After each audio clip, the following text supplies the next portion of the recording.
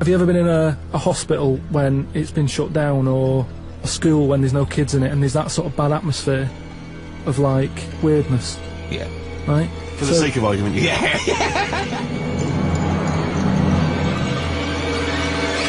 We're wandering about, and I say, oh yeah, what's in this room, right? And all the floors are like a wreck and rotten and stuff. Oh my God. There's a little sign there, right? And I go up to it, and it says, flies this way. So I follow the arrow, which goes to this corner where there's a shelf, about 3,000 dead flies on it, condom stuck on the top. Right. You might remember in the first podcast, I was telling you about this scary house that my mate lives in, where he's like a security man. You're not like a security man, are you? What are you? Well, I just look after it. You just look after it and that. He just looks after it. So this is it, because I thought I'd show you around it, because just in case you thought I've made it up and that, about the bit about the flies and all that, where there's flies on a shelf and stuff. So this is the sort of state I was telling you how it's a mess. This is it. Ceiling's caving in over there. That's just there.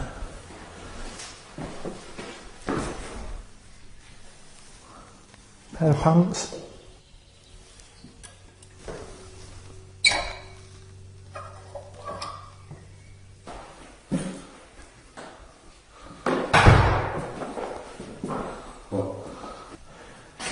Right then, we've found the room that I was talking about on the podcast, with the dead flies and that on it. This is the sign that I was telling you about. Got a fly on it, right? Little arrow. There's flies here, look. Little ladybird there. Oh, flies attacking the ladybird and that. Right? So you've got that. So follow it along. Right? You think, well, there's nothing there. And you've got, if you can get the camera up there, right? Look at that lot. Dead flies. I'm just showing you this because some people have said, oh, you made it up and all that. But there's no way, just for the sake of the podcast, I'd go around collecting that many dead flies. There's a condom as well that I was talking about. Weird, isn't it?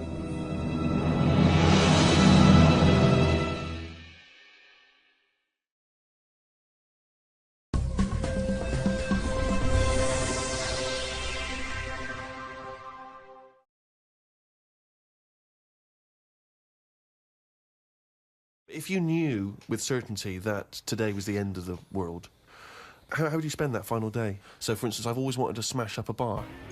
Do you know what I mean? It's strange, but I've always wanted the exhilaration of just smashing all those bottles, like you see in a film. But would you enjoy it as much, knowing that you're going to die in 8 hours? I don't know, I suppose it's the sense of abandon, you know? I mean, maybe I'd murder a person.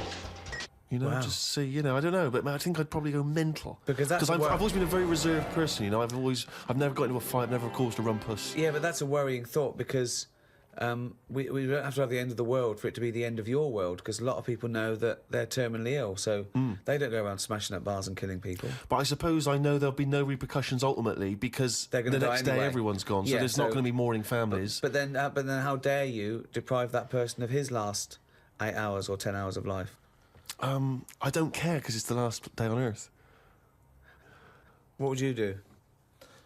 I've always wanted to kick a duck up the arse.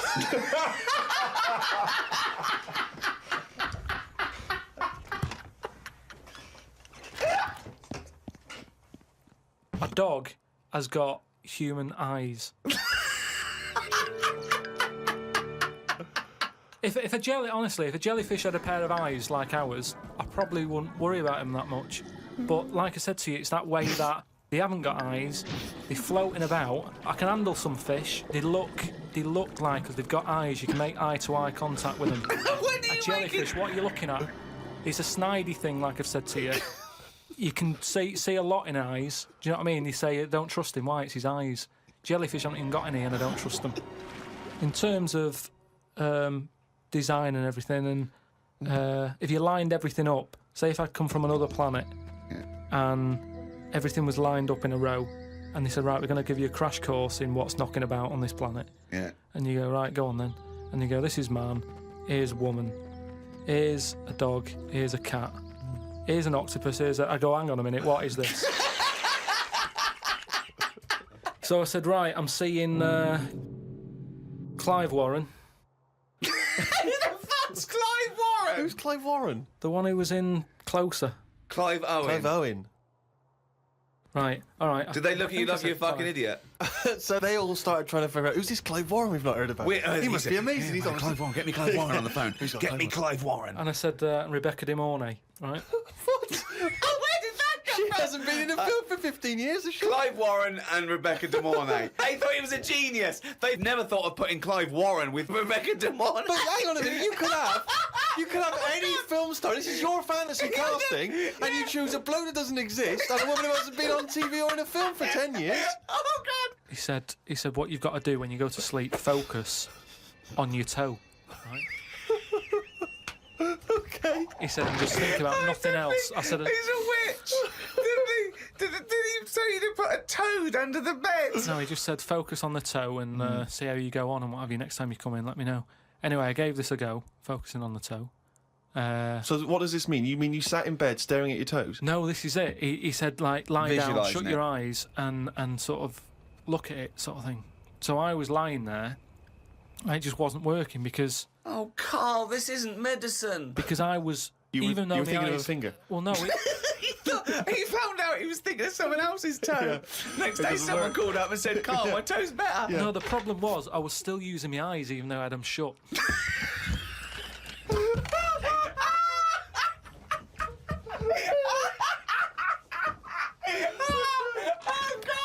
Oh, God! Just when I think he could never come up with something stupid, he pulls that one out of the bag! Right. Jake has emailed in. He says, Carl, if you could spend a day with an exact replica of you, okay, so somehow they've cloned you, Carl, and you've got him for one day, what would you do with this? What would you make him do? What conversation would you have with him? What would you do? Is there anything you could, how would you utilise him for one day? Well, they'd both say, I'm not bothered, and that'd be the end of conversation. What would do me head in is, does he think the same way, look the same way, Exactly dress the same. Yeah. How would I know which one I was? Because you'd be you. That's amazing. No, no, no. How would I know which That's one I was? incredible. No, because- that is the most stupid thing ever said by a human being. Can we get the Guinness Book of Records on this? Has anyone anywhere in the world said anything more stupid than how would I know which one was me? But think about it, this other person's going, all right, thanks for meeting up and that. And I go, hang on a minute. No, you came to me. And then Suzanne would come home and she wouldn't know the difference. And then suddenly you'd start doubting yourself. And you go, should I be leaving? Or... So how do I know if I am that real one, if he knows what I know? But you know who you are because you're experiencing But he'd it. be saying that because he'd say, yeah, it is a bit weird. But isn't it, you how know we the meet, truth, you idiot. Because How you would I wouldn't- know which one I was?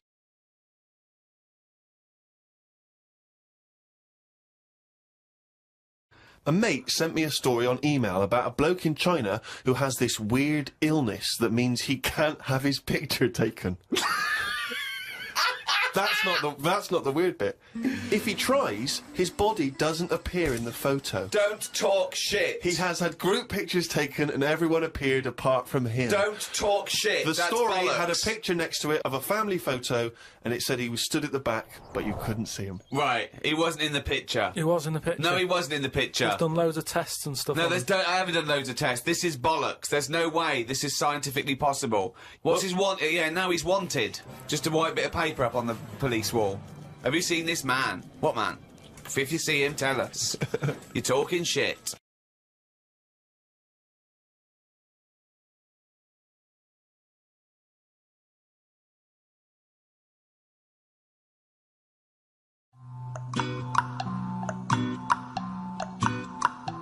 I think I follow science more than you do. You watch all your Soprano box sets and all that lot. I'm watching science. I'm reading but you science. don't get anything from it. I do it for a minute. Well, it what have you learned entertains most me. recently? But you don't learn anything. It goes in and doesn't go out, and then you extrapolate in your own little world. A bit of knowledge is better than none. You don't know. I have. What? What's the most recent piece of scientific information you've discovered? There was some scientist on the radio saying that I might not be bald, I've just got very fine hair. Was he referring specifically to No, you? he just was saying any bald men listening. New science shows this. Oh, all right, that's good. Bit of science. I heard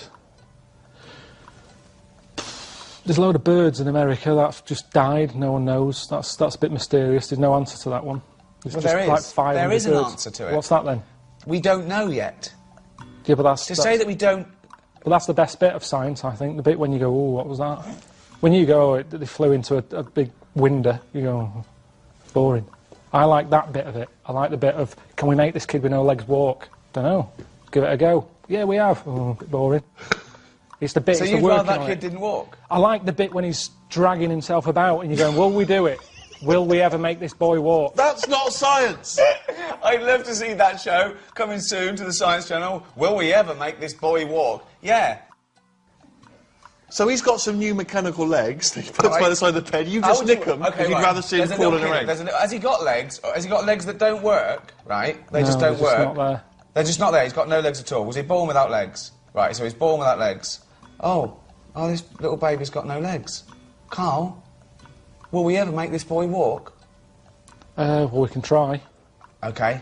That's the good bit. Down, ticka, ticka, ticka, down, down, down. What are you doing first? Down, down, down, down. Let's make some legs. Ah, what?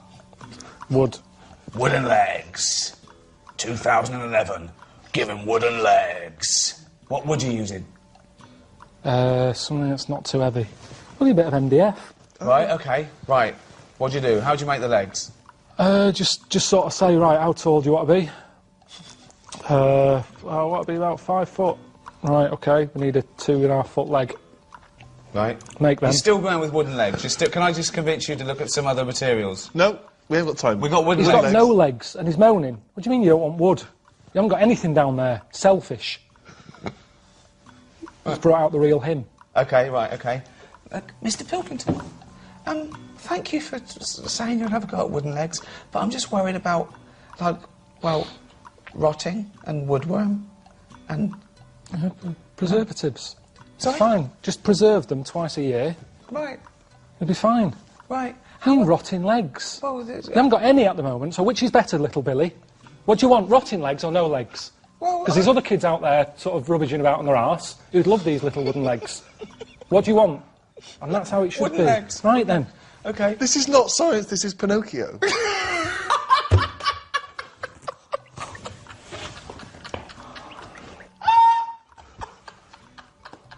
Right, come on.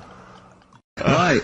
Well, we got so much to get through Well, with this sorry, show. let me just get this. I don't quite understand. You were given a gift, and the gift was a golfing, A golfing day of golf. and yeah, for my Christmas present, part of my Christmas present from Jane, a night away, 2 rooms, 2 rounds of golf, dinner for 2, right? but not with her, I noticed. Well, she doesn't play. No, she knew. No, it was a Right. present. It was playing golf. It was a Sure. golfing day. She doesn't play golf, so I had to choose someone to take away. It's all right. It wasn't a romantic meal. No, but that was my immediate thought. I was.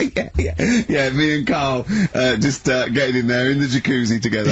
It just sounds like an excuse for Jane to have a day off from you. But you don't play golf, Jane. I know. Go. Go. Yeah. Enjoy yourself. A bowling ball with Yeah. my name on it. So, chose Carl, obviously. We went, it was a great day, wasn't it? Brilliant round of golf. Absolutely brilliant. Such a beautiful place in Stoke Poges. It's like a really posh place. And are you a good golf player? Well, we'll get to that. Oh, okay. Oh, blimey. Well, he bought the shoes especially for it. Oh, We could brilliant. have- I'd love to see him in those little shoes. I know, and they were no good because they were metal spikes. We had to change them. He was annoyed straight away. He spent over £22 on these golf shoes. We hired a buggy. That was brilliant fun. I was bombing along, wasn't I? I don't drive, but it was great on that buggy. Well, you've been on a buggy with me and you were a bit Terrifying. scared. Yeah. What? I nearly killed us once. I was just taking banks and things, but you don't see sort of bunkers, and he'd scream and go, "Stop!" And he'd put his foot down the brake, and then I reversed. At one point, he sort of did a handbrake turn next to the lake, and then we had to reverse, right? And you just flick a switch and put your foot down. He did that without looking, I look behind, there's a big oak tree there. He screams, "Watch the tree!" Right? He's so Dukes of Hazzard. and I kept jumping in and leaving him behind because I had to go to my ball. Because anyway, so the first shot, I got on my driver. I honestly did one of the best shots I've ever done. It went straight down. It was great. I thought, phew, got away with that because it's always the first one because it's a clubhouse and you want to look good. Yeah. So. He tees up, right? And I've been saying, buy some balls. He just got 6 balls. I was going, what if you lose me? I want these 6 balls, right? He gets, he tees up, right? Whacks it. It goes miles, like, right angles, straight into these, the woods, right? He turns around, he goes, go and buy some more balls. So I'm laughing, because it's, like, impolite to laugh, but he broke the ice for me, and I was falling around. And then his second shot, I go, you know you're off for 3 now. If you take another shot, he went, oh, right. So it's his third shot, he puts the ball down. He hits the ground before it and misses the ball altogether. And I was on my back, wasn't I? Unbelievable. Actually rolling about on his back. And we were terrible. I went round 107, he went round in like 119 or something. Sure. It was just rubbish. How long did it take? 5 hours. Of course. And there was no one around, luckily. But it was fantastic. So then we go and have our meal. What annoys me, I said, right, I'll go for a run. He went, I'll have a bath. I said, I'll see you at 7:45. At 7:55, I have to call him. He's not ready, so he's let me down there. Well, you know, I can't stand lateness or laziness. Lateness. Yeah, and he's let me down. Do you know his excuse? He fell asleep in the bath because there was no light bulb. There's no light bulb in the bathroom. So instantly he fell asleep. And he was late. No, do you know what I mean though, Steve? If you're sort of, like, nice and warm and what have you. I was tired anyway, I've been stressed out for 4.5 hours, right? My life flashed in front of me a few times in that buggy. So it's all sort of wears you down a bit. I thought, right, I've got a headache. You're going for your run. I'm gonna have a bath. I walk in, put the light on, for some reason it didn't come on, but I thought, it's alright, I'll just, you know, doesn't matter, you can have a bath in the dark. It's summer, so it's light anyway. Well, there's no windows in the bathroom, so, yeah. So you were in the darkness? So I'm in the darkness. I nod off because I'm shattered. He calls up, asking me. So I said, well, I won't, you know, it doesn't normally take that long for me because, you know, I haven't got, like, long hair, I've got a dryer and shit. I can sort of one wipe. Yeah, he's already 10 minutes late, though, when I called. Well, 10 minutes. 10 well, minutes. Lateness is lateness. Next. Doesn't matter. Dinner wasn't till 7:15, so we had, like, another 20 minutes anyway, so it doesn't really matter. Yeah, but we said 7:45. So he's calling up, hurry up. So I said, yeah, alright. So I get out, and dry and like me tackle and what have you. Calls back again 30 seconds later. You know. No, I don't, you know, I don't like that. You're not gonna do that, no. Give it a wipe. 30 seconds later, come on! So I end up going downstairs to the meal area. Naked. With a wet shirt on and wet socks. I've got headache as it is. Meant to be a relaxing weekend. But anyway, so we have our meal, which is really nice. And then we're sitting in the bar, I'm having a cigar by the fire. Yeah. Like, we're having a rather nice, Pinot Grigio. Yeah. He's there going, I've got a headache. Is this 1955 that you live in? It's so right. We are knackered because you know he's not used to work. I've seen him moaning, falling asleep. He's not used to it at all. And you've been on your feet for over half an hour. Yeah, right. So yeah, we didn't even walk round the golf course. We had a buggy. Yeah. Wasn't even exercise. So we get onto conversations. He's talking about. He's asking me stuff about evolution. Tell me that. Why the giraffe? What's that rubbish about the giraffe getting a long neck? I said, well, it didn't try and get a long neck. It was selected. And he said, but why would evolution do that? I went, well, you think that evolution didn't do anything? There's not this consciousness, there's not this will that a giraffe has to stretch its neck to reach the leaves. One had a long enough neck to survive and pass it in. He was going, yeah, but why did evolution? This isn't. But by the way, this isn't the most stupid thing. This is warming up. This is about 8:45. Right? He said, why didn't evolution make a giraffe good at carpentry so it could build a ladder? Right. Yeah. Okay. No. All right. Okay. So he's thinking around it. He's trying to pick holes in evolution. Yeah.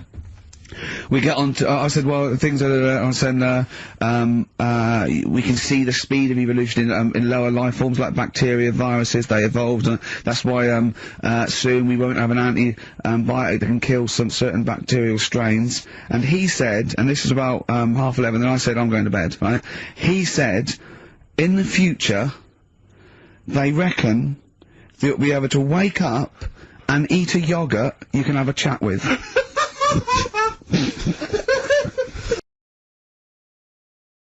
Came up with a good idea. We'll be the judge of that. I'll do it now. It's not a good idea. Okay. Okay. I'm sticking my neck out here.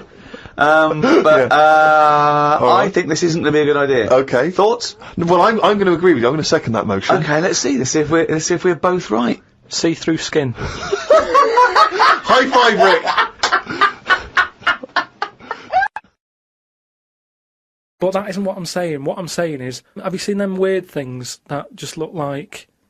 They sort of look like a leaf? Yeah, there are insects that have evolved to look like a leaf. So a bird thinks, oh, there's no tea there. No, that's but not a juicy insect. It's a leaf. I don't eat leaves. Yeah, but at some point, something has had it away with a leaf. No! What? At no point has something had it away with a leaf. No, to make it look that much like No. a leaf. At no point did a beetle shag a leaf. There's nothing on a genetic level or molecular level, anything to do with it having anything to do with a stick or a leaf. It's superficial. It's the way it looks. Do you know what he said to me the other day? This is unbelievable. This is one of the most stupid, incredible things I've ever heard.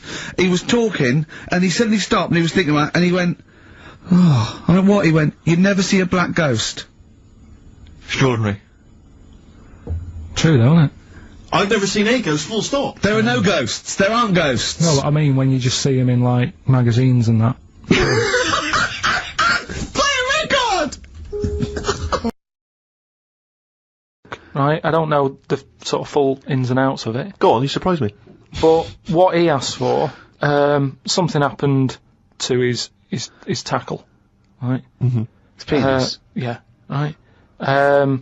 So he was at the doctor's, and they were like, oh, what can you do for me? It's a bit embarrassing, I've got nothing down there, right? So they were like looking at it, going, yeah. Doctor, I don't know if he started like rubbing his chin with his finger or something.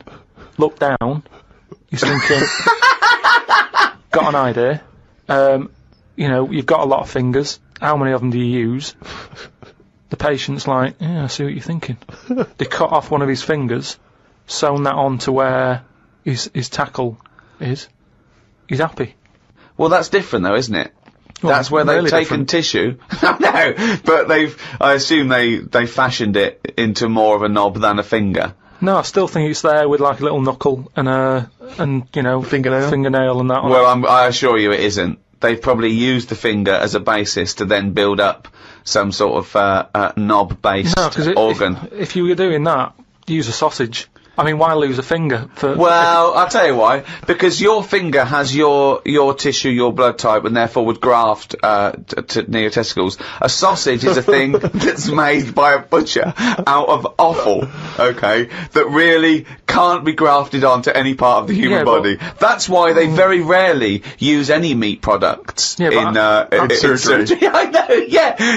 Well, I mean, why not use a sausage? You're a mental case. I've been trying to take in too much information though, that's the problem recently. Well, I said to you last week, I've been like reading more books and what have you, and trying to take in too much, but the problem is, like even watching telly and that now, Suzanne said to me, you know, stop doing that, stop watching telly late at night and going to bed, because it's making your brain too active. And I'm sort of... Heaven forbid. And you know, I'm trying to get to sleep and I can't, and then when I wake up, she had a go at me the other day, right? Because it was the night after watching The Fat Baby, right? Woke up in the morning, and she had a go at me because as soon as I woke up, I said something like, "How can you freeze time?"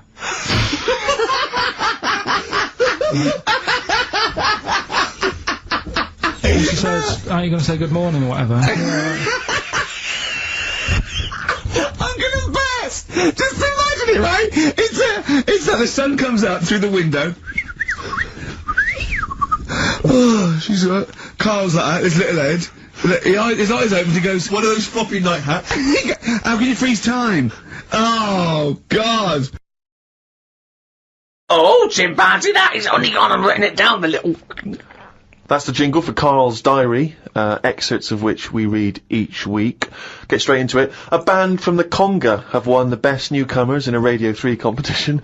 They use pots and pans for instruments.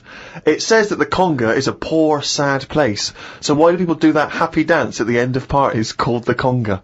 Right, one is the Congo. There's no place called the Conga. They come from a place called the Congo. Where do you come from? Okie dokie. It's a terrible place that we don't know whether to put our left leg in or our right leg in. Sometimes we shake it all about. We're not sure if we should. But Conga.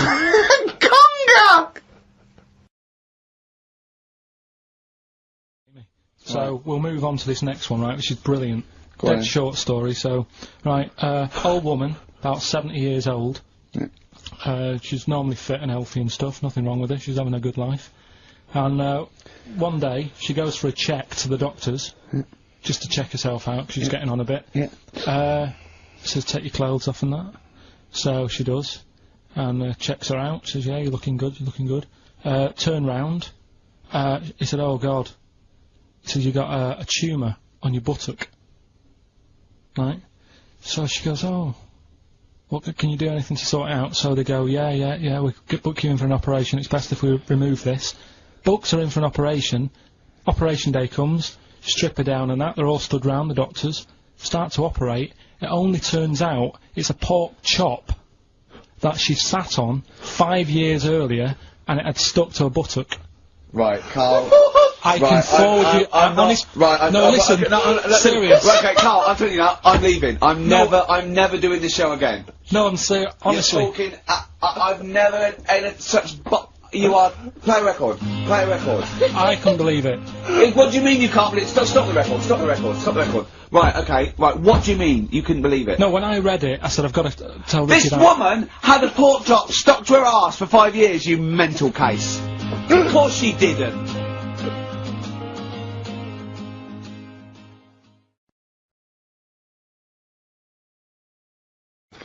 But I always remember this story when I was a kid about some bloke who, a bit sad, the story, but weird. He had throat cancer, right? And his doctor said, carry on with your life, right? It's not going to be that good, but just carry on, but don't eat meat. And he was like, oh, I love meat. He's like, yeah, but just don't, have your veg, plenty of vitamins and stuff, keep yourself strong, but don't be eating that. Anyway, he was fed up because he loved his meat, and his wife was feeling a bit sorry for him one day, and thought, I'm sick of him looking fed up and that. All he wants is some meat, for God's sake, give him some meat. So she goes to the butcher's, gets him a big piece of like steak and what have you. He can't believe it. He's like, oh, brilliant, cheers for that. Anyway, he's got the meat on his plate, just about to tuck in, and the cancer comes out from his throat. What? No, it's something. I know it sounds really weird, but it's something that I was told about years ago when I was growing up. What are you talking about? It was just some bad illness, some cancer thing, and it was coming out waiting for the meat. It was sort of dying. Again, a lot of your medical knowledge is from the film Alien. So this guy with throat cancer, okay, as opposed to it being a disease of the cell. It was like a living. The alien. It was alien. So it was the animal. It was the little animal cancer. That's why he wasn't allowed to eat meat. He wasn't allowed to eat meat. So it's sitting there. So it's actually sitting there and throat. Well, I'll tell you what I'd have done if I'd have had some cancer in my throat. I'd go, there you go, rid of that. What are you talking about? So what happened? He choked to death on this thing, and the wife was like, "Oh, I shouldn't have given him the meat after all." Just that's a bollock story. It's all. There's loads of weird stuff like that that happens in medical stuff.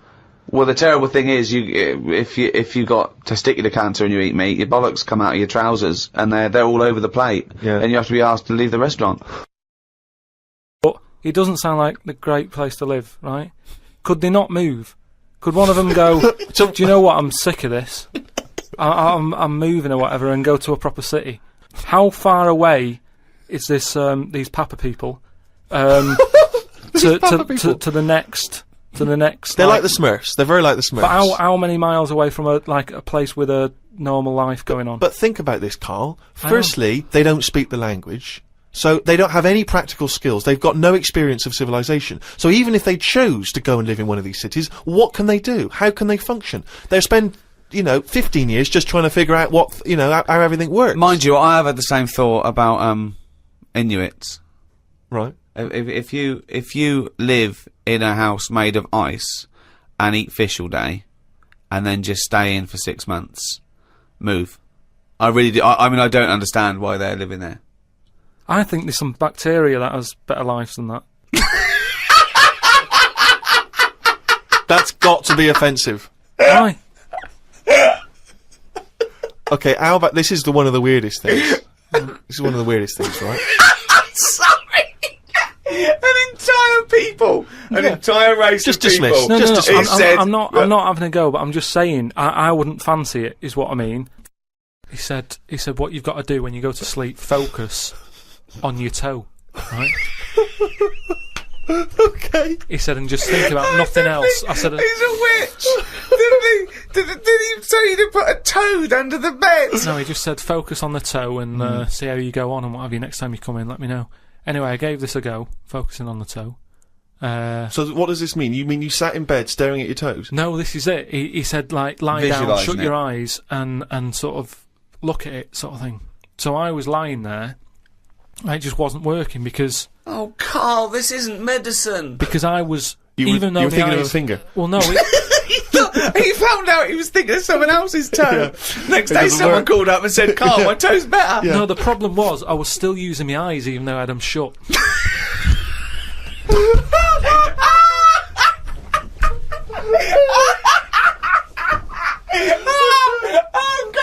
Oh God! Just when I think he could never come up with something stupid, he pulls that one out of the bag. Right. Turns So out- what does that mean? Oh God! Picture on the when I was on the plane coming back from here, there was a picture of this new luxury hotel. It'll be, I think, $10,000 a night to stay there. It looked extraordinary.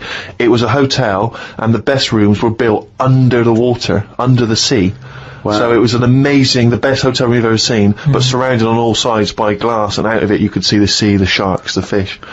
I don't think I'd like that. No? But that, again, that's just one of them hotels where it's over the top for over the top sake, isn't it? Like where they have 12-course meals. Well, just have 2, but make them bigger, rather than dragging it out and there's the first course. You know, a couple of Snails. Yeah, it's just for me all that is. Don't eat a snail. Don't have one snail.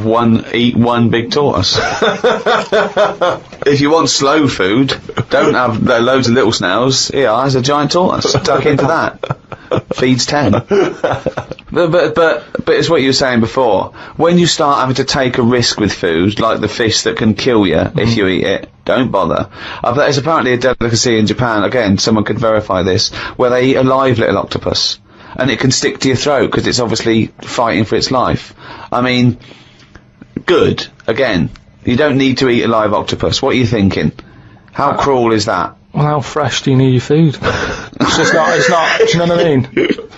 But I always remember this story when I was a kid about some bloke who, a bit sad, this story, but weird.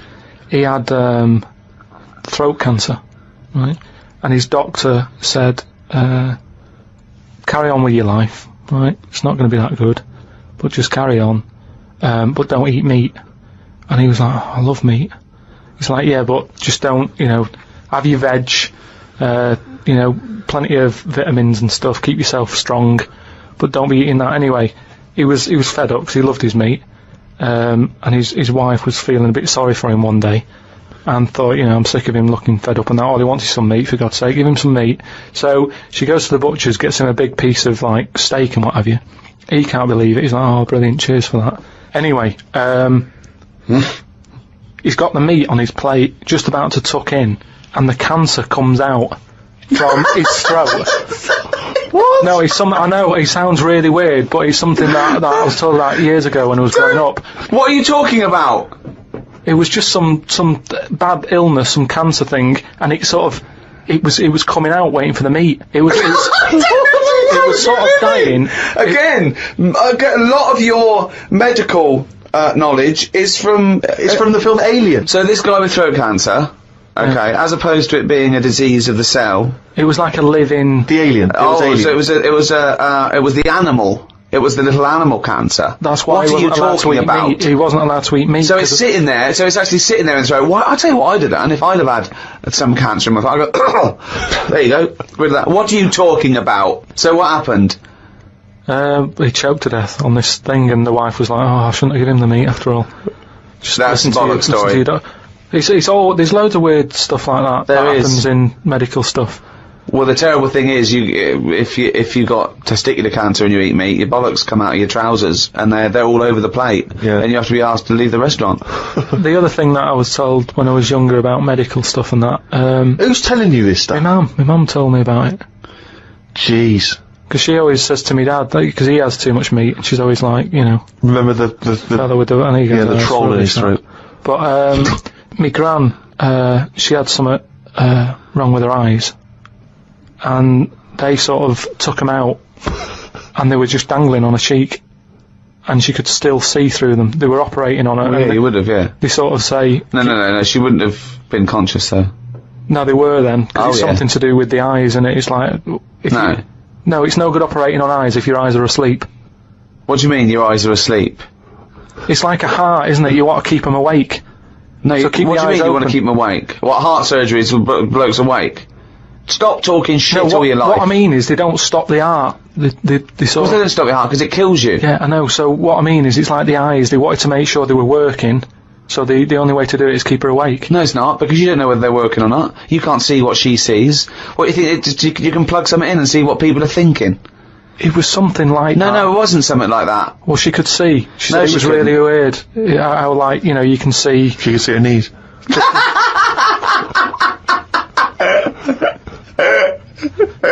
That is bollocks.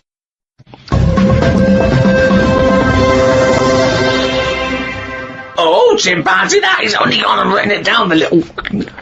That's the jingle for Karl's diary, excerpts of which we read each week. Get straight into it. A band from the Conga have won the Best Newcomers in a Radio 3 competition. They use pots and pans for instruments. It says that the Conga is a poor, sad place. So why do people do that happy dance at the end of parties called the Conga? Right, one is the Congo. There's no place called the Conga.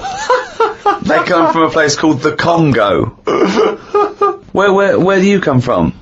Okie dokie. It's a terrible place that we don't know whether we put our left leg in or our right leg in. Sometimes we shake it all about. We're not sure if we should. But, Conga! Fucking hell, you're such a... Went into the gadget shop today. It's full of stuff that we don't need. Gadget used to be a good word that made you think of James Bond with all his gadgets. The best thing I could find in the shop was a clock that ran on potatoes. We are definitely going backwards. I agree. Well, who cares about that? A little electrical impulse, so what? Had a night out with old schoolmate. Found out about more of the other lads I went to school with.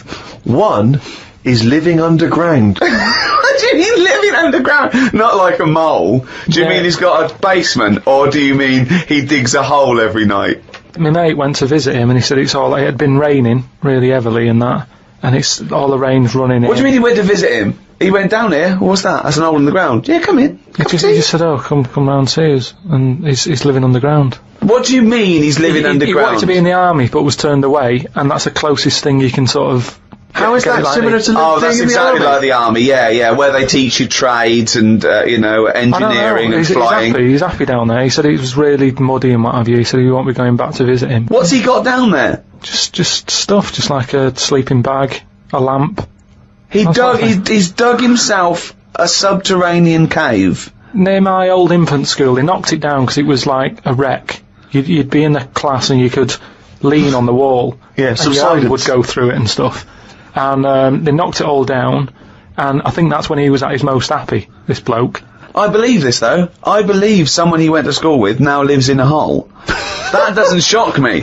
Whether the tales I've heard of horses in houses and big-headed kids with webbed hands and feet, and him, I believe that someone he went to school with now lives in a hole. That isn't bizarre to me. You spent far too long with him, if that, now you're just happy to accept. I totally accept that. I'd be surprised if I walked round where he lived that there weren't more people living in holes. His dad wanted to throw his budgie on the fire. True. His budgie died, his dad said, let's throw it on the fire. I mean, his mum, what did your mum do when your budgie died? She just was worried about the other bird that was left, so she made it a bit of company by getting a rock, getting a feather off the dead budgie, sticking it on the rock, putting it in the cage. So, a man living in a hole It's not is unusual. not that bizarre. Right, carry on. I read me science magazine. Some things I learned from the science magazine. Number 1, space is running out of space. We should stay out of the sea because shark attacks are up. Yeah. Probably 4 a year now. Well, he just says here, we should just stop going in the sea. Yeah. There's no need for it. Exactly. Why is there no need for going in the sea? Just because there isn't now, is there? We've got loads of land. So just, one or the other. We walked out of the sea. Now, this is what I mean about going backwards. We're getting back in it again.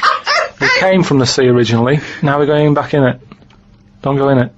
Unless you're in a boat.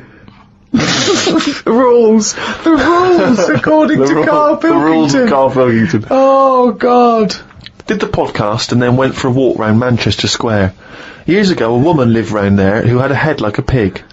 She was known as the Pig Woman of Manchester Square. That made me think if there were other pig-headed women knocking about London. Do you know what I mean? Why was she nicknamed that? Why not just the pig-headed woman?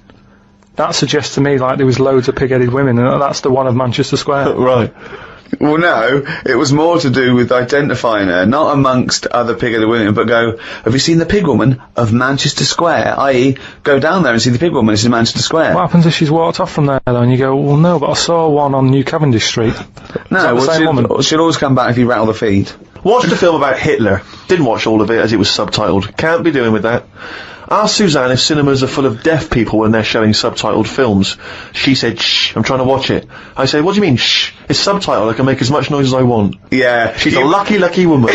You must be a joy to watch a subtitled film. I mean, the concentration is up there already. I mean, it is hard to concentrate. It's not as easy as when you're hearing it, because, you read things, but, it's possible. If you had a buffoon going, I'm just going to sit here and make as much noise as I want, what's the point of that? Yeah. What is the point of that? I mean, it's possible, but why do that in a cinema? Just walk into a subtitled film and go, right, everybody? Let's all do the conga. Well, yeah, or during ballet. Ballet, they're just dancing. You don't need to listen to the words, just have a conversation. We're having our bathroom done. The bathroom man was round at 9 this morning. We weren't allowed to use the shower because it all had to be bone dry before we could use his waterproof filler. Not that waterproof, then. Went for a brew with Ricky. We talked about monkeys and how they are closer to humans than they are to apes, and how bees will drink cider to get off their heads. Now and again there is a bee that lets the drinking get in the way of the work, and other bees sting it to death. Blimey. Yeah, well, there's bees. They love a drink, and they will drink pure alcohol. They drink 100%. They drink ethanol. I don't know why. They love getting off it, and they fall down and they're drunk, right? A bee can take in the equivalent of 20 litres of wine, right? But some bees get addicted in the same sort of percentage as human addiction, like 10% of bees, they can't get enough of it. They take ethanol, they take cider apples and that, and then when they get back to the hive, they go in a bit pissed, and they've got guard bees, and they go, come on, we've all had a drink. Bouncers. Yeah. They sort of are, right? And they push them away, and they push them away again. Then the next time they go, right, I've had enough, and they give it a good hiding. And Karl couldn't get over this. I saw his face, but I knew that he was thinking of that bee with sort of like eyes rolling round his head, a little bit belligerent with his jacket on backwards. Yeah. And the bouncer going, come on, son, we've all had enough. Let's move away, Yeah. move away. You're not coming in, right? You're wearing trainers. Yeah, you're wearing 3 pairs of trainers, and I'm sick of it. But what I did find out, because I went home and went on the computer trying to find out about drunk bees knocking about, they're not actually meant to fly. It's only because they don't know. Fly. Well, no, but they're if they were told that you're not actually designed to fly, they wouldn't bother. No, this is that thing that goes around that aerodynamically, on the face of it, looking at the size of the wings and the body proportions and everything, that it's a surprise that they can fly. Okay, it's not that no one's ever told them they can't, and as soon as someone tells them you're not meant to fly, they all fall out of the sky going, oh, what are we doing? Like in a cartoon. No, but it's something about the confidence and that. At the moment, nobody's saying It's nothing to do with the confidence. There is no such thing as confidence in bees. A bee never loses its nerve. That's not why it drinks. Because what are you drinking for? I'm just not confident anymore. There's no point to turn to the bottle. I can't go up there again. You're an idiot.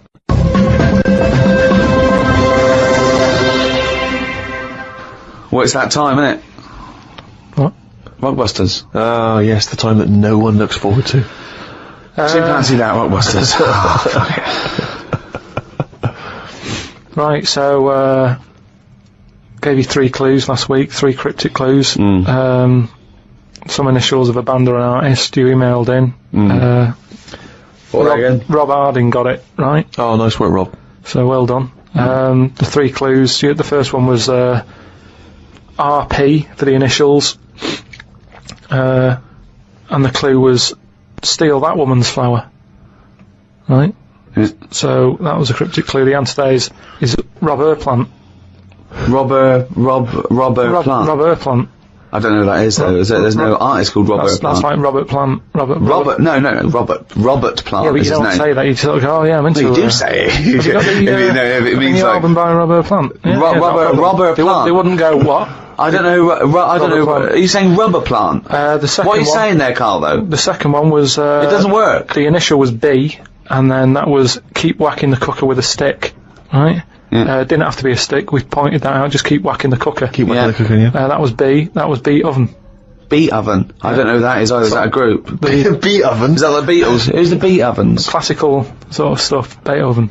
Beat Oven. No, you said beat. Again, they got it. Bait. Hold on, wait a minute. Just saying though. They got it. It's bollocks. Rob Harding got it. No. Beat Oven. Yeah. It's not Beethoven. They got it. Do you understand? The last one, the initial was M, right? I just want to know who Robber Plant is. Don't be worrying about Robber. No. Because it's not a name. He's not the one in Led Zeppelin, is he? So M was the initial. The clue was Venice. It's all water, isn't it? How would you describe it? There's hardly any land, right? So canal. If there's hardly any land, right, it's more water. What sort of water would you get, right? Wet. And then what? Wetville. No, but just like water that in Venice. What sort of water is it? It's sort of Muddy. no, not Muddy waters. no. But how would you describe Venice? What's the If there's more. But what's the initial again? M. If there's M. more. Muddy waters. If there's more sea than land, what would you say? Would you say? You'd probably say there's sort of more of it is sea, isn't it? More is sea. More is sea. More is sea. More is sea. More is sea. So that's the answer. I don't know who that Who is that? Morrissey. More is sea. Morrissey. So well done to. That's the worst one you've ever done. Well It's done ridiculous. to. That's the worst you've ever done. It's ridiculous. More is sea. Right, if they're that shit, don't do it anymore. So well done to Robert Harding. He's in London. Right, this week's there's another 3. Oh so, God, we haven't even come to this week, so I forgot that. Fuck, this is the last time we do this. Monkey News back next week. No. Yeah, well, this is shit. This is pathetic. Really, it's making you look a bigger moron than you are. More is C. I didn't Robert think that was Plant. possible. They don't fucking work. Let's do Monkey News. They're getting them right though. It's a bit of fun, isn't it? Bit of shit. Right, the first one, the initials ND. Right, ND. Who is it? Sing songs and that. Right, ND. The clue.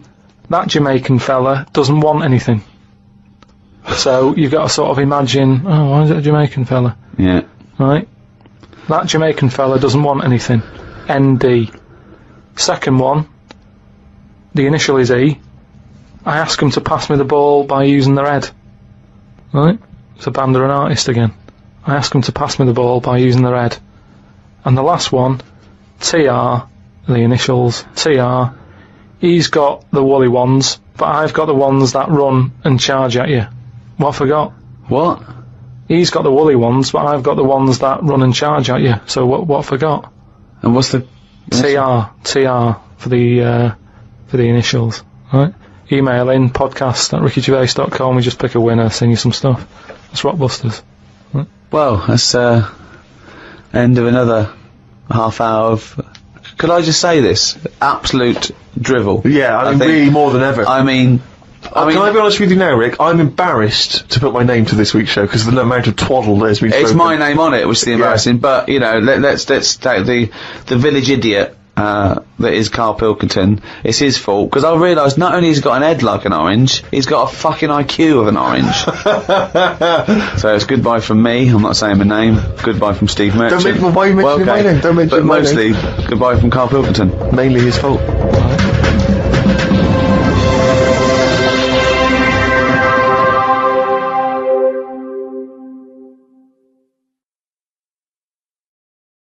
Right, old woman, about 70 years old, She's normally fit and healthy and stuff, nothing wrong with her, she's having a good life. And one day, she goes for a check to the doctors, just to check herself out, 'cause she's getting on a bit. Says, take your clothes off and that. So she does, and checks her out, says, yeah, you're looking good, you're looking good. Turn round, he said, oh God. He says, you've got a tumour on your buttock. Right? So she goes, oh, what, can you do anything to sort it out? So they go, yeah, we could book you in for an operation, it's best if we remove this. Books her in for an operation, operation day comes, strip her down and that, they're all stood round, the doctors, start to operate. It only turns out it's a pork chop that she sat on 5 years earlier, and it had stuck to her buttock. Right, Karl. I can forward you. Listen. Serious. Right, okay, Karl, I'm telling you now, I'm leaving. I'm never doing this show again. No, I'm serious. Honestly. You're talking. I've never had any such. You are. Play a record. Play a record. I couldn't believe it. What do you mean you can't believe it? Stop the record. Stop the record. Stop the record. Right, okay. Right, what do you mean you couldn't believe it? No, when I read it, I said, I've got to tell Ricky This that. woman had a pork chop stuck to her arse for 5 years, you mental case. Of course she didn't. Alright. What about teenagers, and do you feel that life was better in, say, the 1950s? I don't know, I wasn't around. So But you understand what it was like in those days? You've seen Happy Days. I don't know, people always say, don't they? Old people always say, you know, it's a better life in the 50s. And it's like, yeah, it was for them. Of course it was for them. They're old now. Being old isn't great, is it? So you're just happy with your lot. I suppose I was happiest in about 1984. Right. Specific year. Why? It Why was was that? just I was free and happy. Do you know what I mean? How old were you? I don't know. He's just counting on his fingers now. 12. Right, okay. And it was just good. So the happiest days of your life were between the age of 12 and 13? Yeah, it was good. I had the world ahead of me. Little did you know your hair was going to fall out and you were going to whinge every minute of the day. I had my bike. I like messing about my bike. You had your mates. I had a pet magpie. So you were probably the teenager that you eventually hate? Probably. Were you a good lad, law-abiding? I wasn't bad. I just sort of, you know, just potted about. I mean, when people talk about what was on the telly back then, I don't have that much memory of it because I was always out. I was always playing out. What were you doing when you were out? Just playing about, just like on a bike or... Just riding in a circle endlessly Tell through you, blizzards, I loved it. rain, sleet, Loved it. hail. I never seemed to be in. I was always... When everyone always goes, where were you when Band-Aid was happening? I was always out on my bike. And everything was Like like... you and McGregor? A memory's always sort of like coming in for some orange and looking at the telly and seeing Princess Diana's getting married, and my mum says, have you seen this? And I'm going, oh, I'm going out on my bike. I was always doing that. The only time I was in the house... This is why you don't know anything, because you never stopped. Yeah, but this is what being a kid's about. That's All what I the mean, being information free. you have, Karl, is as though you've gleaned it as you raced by on a bike. It's almost like, you know, every piece of information you have. Your hair blowing in the wind. Karl, your hair will blow out one day. Oh, don't talk stupid, ma'am. was easy. So yeah, 12 to 13 was good. But you see... And it was all downhill from then, was it? 13, is your teenager then, aren't you? Life got tough. Yeah. How did it get tough? Just straight away when I was 13, my mum was like, you know, oh, it's your 13th birthday, you're a teenager now. Right. And she gave us a quid to go and get a cake to celebrate it. Went to the supermarket, got a cake, and I just thought, I don't like the look of this. Don't like the look of the way the future is here. On his 13th birthday! Well, you were buying a cake. What did you see at the supermarket? Just, it was kind of like, I don't know, I suddenly felt grown up. And I didn't like it. But I think you were always about 58, really, with your outlook. Well, yeah, my mum always said I was old. She said I was an old baby. She said I could frown before I could walk. So they always had a bit of a worried look on my face. Didn't say much, just always listened. My eyes moved about more than I did. Just sat there looking around, looking stressed. My eyes moved about more than I did. Oh dear, couldn't walk. Well, I can't walk, but I'll try and get a bit of movement in my face. It's a workout, a baby workout. Oh, babies, well, if you can't walk, what about your face? Let your face do the walking. It sounds like that horror film. It sounds like Pilkington's Baby. Yeah. Just you lying there in your cot. I didn't like all the stuff that's set up for you. Like, my mum tried to send me to, like, a nursery. I said, no, I'm not having this. Just like that. I said when I'm older and I've got to go, I'll go, but let's leave out this bit. And she said, all right. She was, I love the that he could reason with her. I love him. He's 3 years old with a pipe. She's going, you're going to nurse. She goes, I think not, Mum. I mean, kids don't play out, do they? Kids, parents are scared to let the kids play out, and that's why the streets are dangerous now, because no one's playing out on the streets. Whereas when I was a kid, everyone was out on the streets. The streets were safer because there was more people knocking about. Right. Let the kids play out. It must be like a constant, like a Larry painting, his front garden, do you know what I mean? Just loads of people just There was walking never around. any problems. I was sort of taken away by some fella. What? Whoa. No, I was playing about in the garden. Yeah. But my dad's mate, Tony, Yeah. he did tiling with him. He drove past, and he saw me looking a bit fed up, so he just leant over, picked me up, took me to the pub. Now, the thing is, there wasn't panic. People weren't going, oh, God, where's Karl gone? He's out. Just How old were you? He's down the pub. He's 4 years old, yeah. Well, he's only having a He's down the pub with Tony, probably playing darts.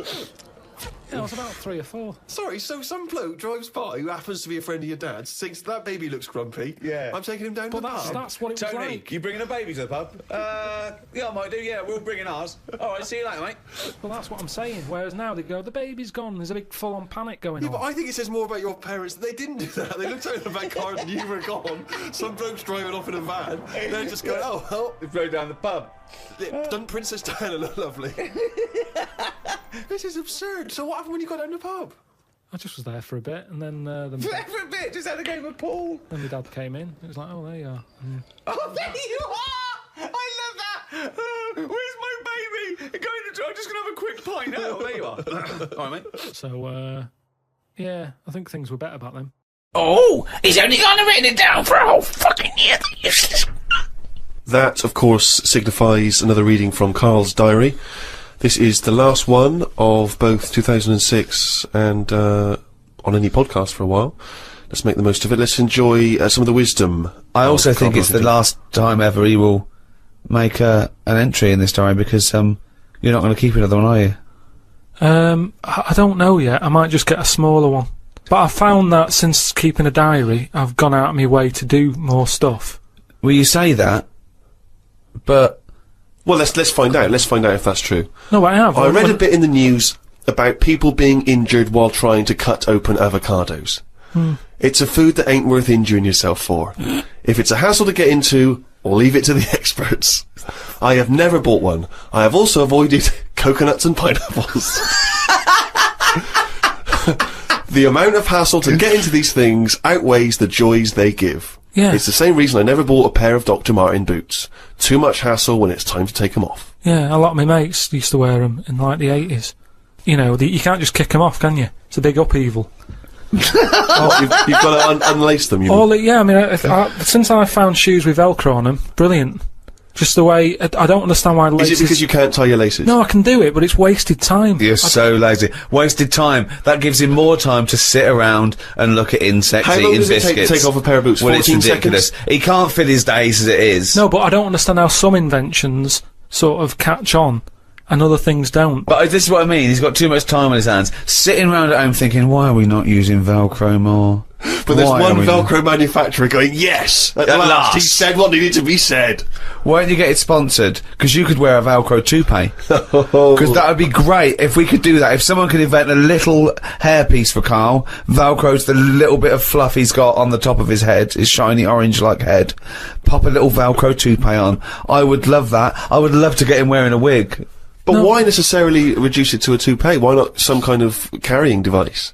You know, he could carry goods and things around in there, sandwiches. Yeah, he doesn't look like carrying a bag. Well, what about that? A little thing you carried around, a little Velcro thing you carried a pot on your head for your sort of like keys and trinkets and money and that. Well, no, I've told you about that idea that's out there but hasn't caught on as well. The tie. Right. The tie with loads of pockets and stuff in it. Yeah, but you got to wear a tie. Yeah, but that'd be quite nice, wouldn't it? I've never wore a tie because I always think, what's the point? It's just hanging there in the way. Can you imagine this image of Karl walking around in his big Velcro shoes, a tie with an apple stuffed in it, car keys, Yeah. iPod? No, but don't you think it's a good idea? Would you wear it with a shirt and collar or just a t-shirt? No, wear it with a shirt. That's what I'm saying. It's an invention that will smarten up the world. Now, a tie, what does a tie do exactly? Yeah. What does it do? Nothing. Right. So I'm saying make it do something. But I'm saying don't wear it at all. Pop your keys in the trouser pocket. No, Or because take a bag. because the world is getting more and more scruffier. isn't it? When you look I back, don't know what that means. I don't know what that means. when you look back at like Victorian times and everything, everyone wore a hat. Right? They wore a tie. They wore a suit, and it was a nicer looking place to look at. When you see it on pictures, you go, "What a smart world that is." Well, you can't see cholera and things on pictures, but sure. No, but I'm just saying it's better to try and cover it up with a bit of, Cloth. Yeah. Yeah. The world looked nicer with more cloth. Whereas now everyone's rowing about scruffily.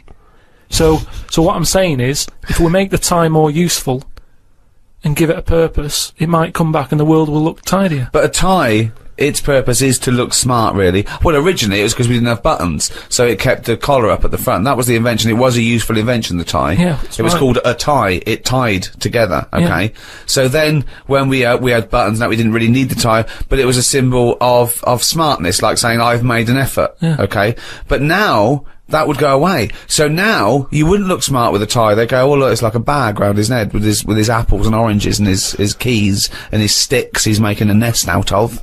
So it would be scruffy. It would make the tie scruffy, so it would defeat the object. So now when you're carrying stuff around, I mean, crawling on all fours because your shopping's so heavy round your neck, they'd go, look at that scruffy fucker on all fours.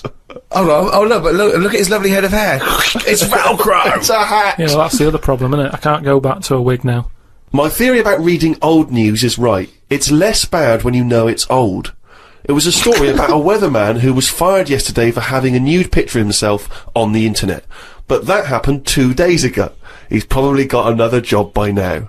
So old news isn't as shocking. Well, old news isn't news, though, is it? It's olds. What are you doing? Just reading the olds? No, but what I mean is, if someone... Stick the video on of last week's news. I just want to catch up on the olds. Yeah, but then it's still news. News is something that you don't know, isn't it? If someone tells That's you something, everything to you. That's information, Carl, not news. Yeah. But news is information. No, And the key with news is the word new.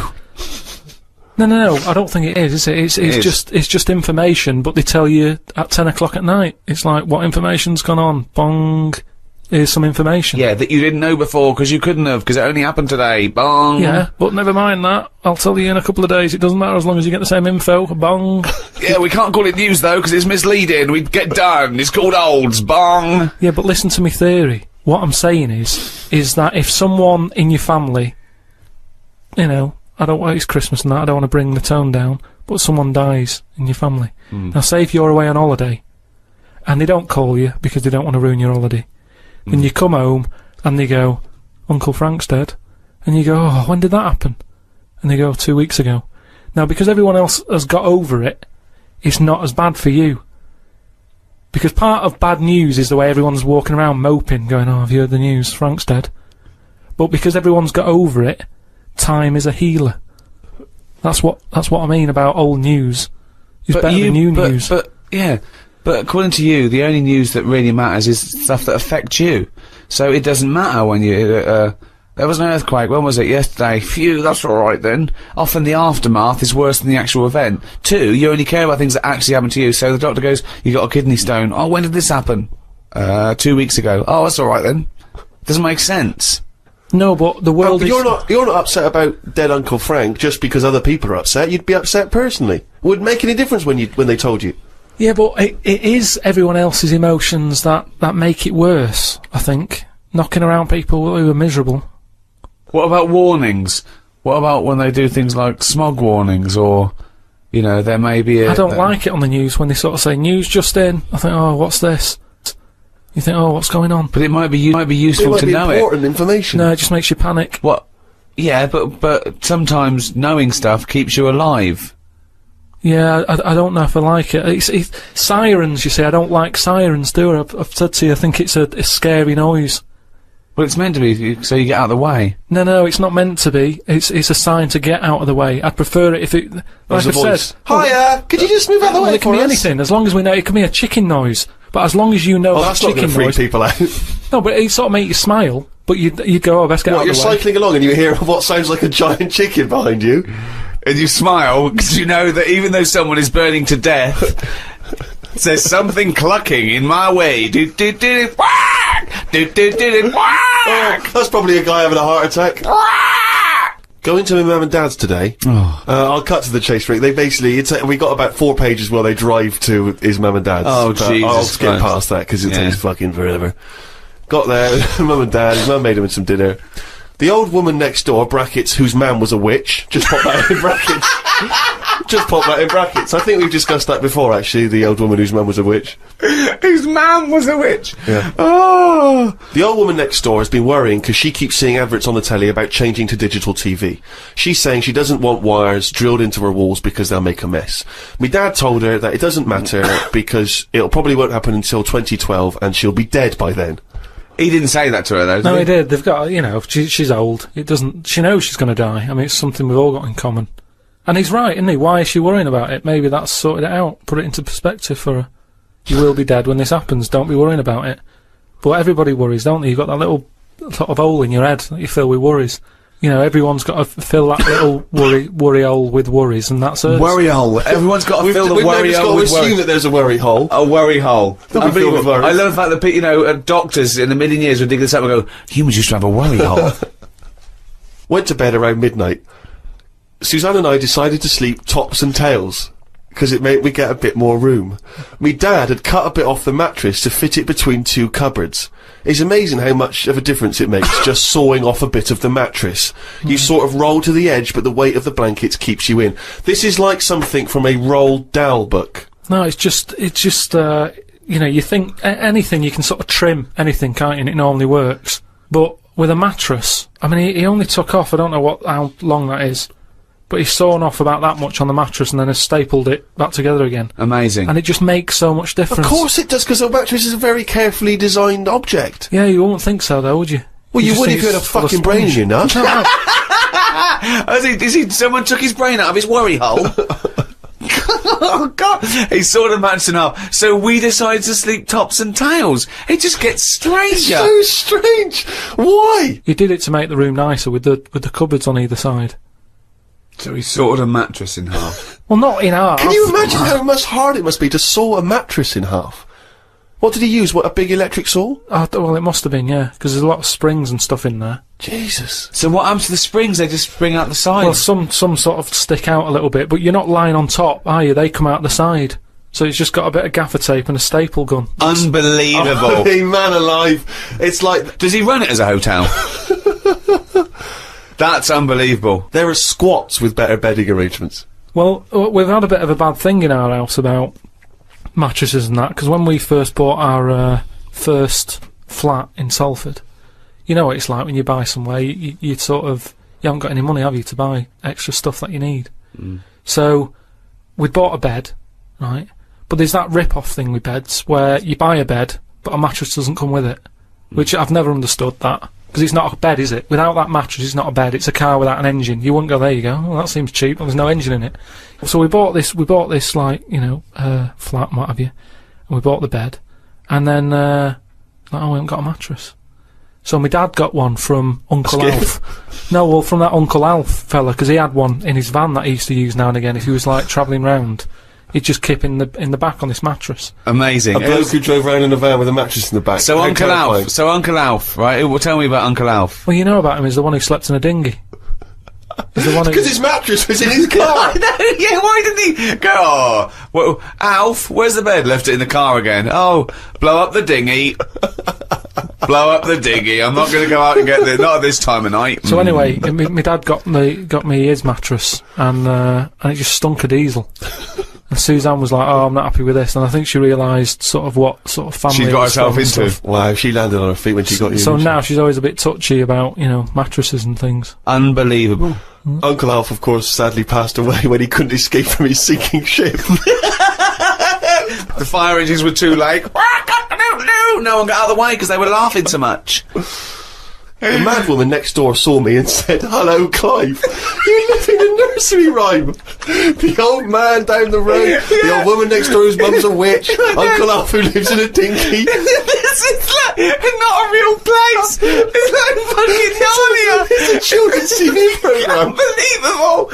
Oh, God. Oh, just all of them there on this broken mattress trying to find the golden ticket. Oh, God. Oh, God. The old fella down the road talked to my dad a bit. He kept bees in the back garden. Oh, for fuck's sake! Here comes the bee man.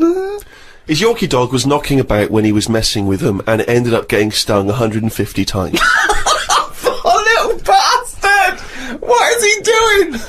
It's not dead, but it cost a lot to get all the stings out. I don't know why people keep dangerous pets and insects. The amount of gear he had to wear to play with them is barmy. I don't think he's playing with the bees. He's not playing with them, is he? Well, what is he doing then?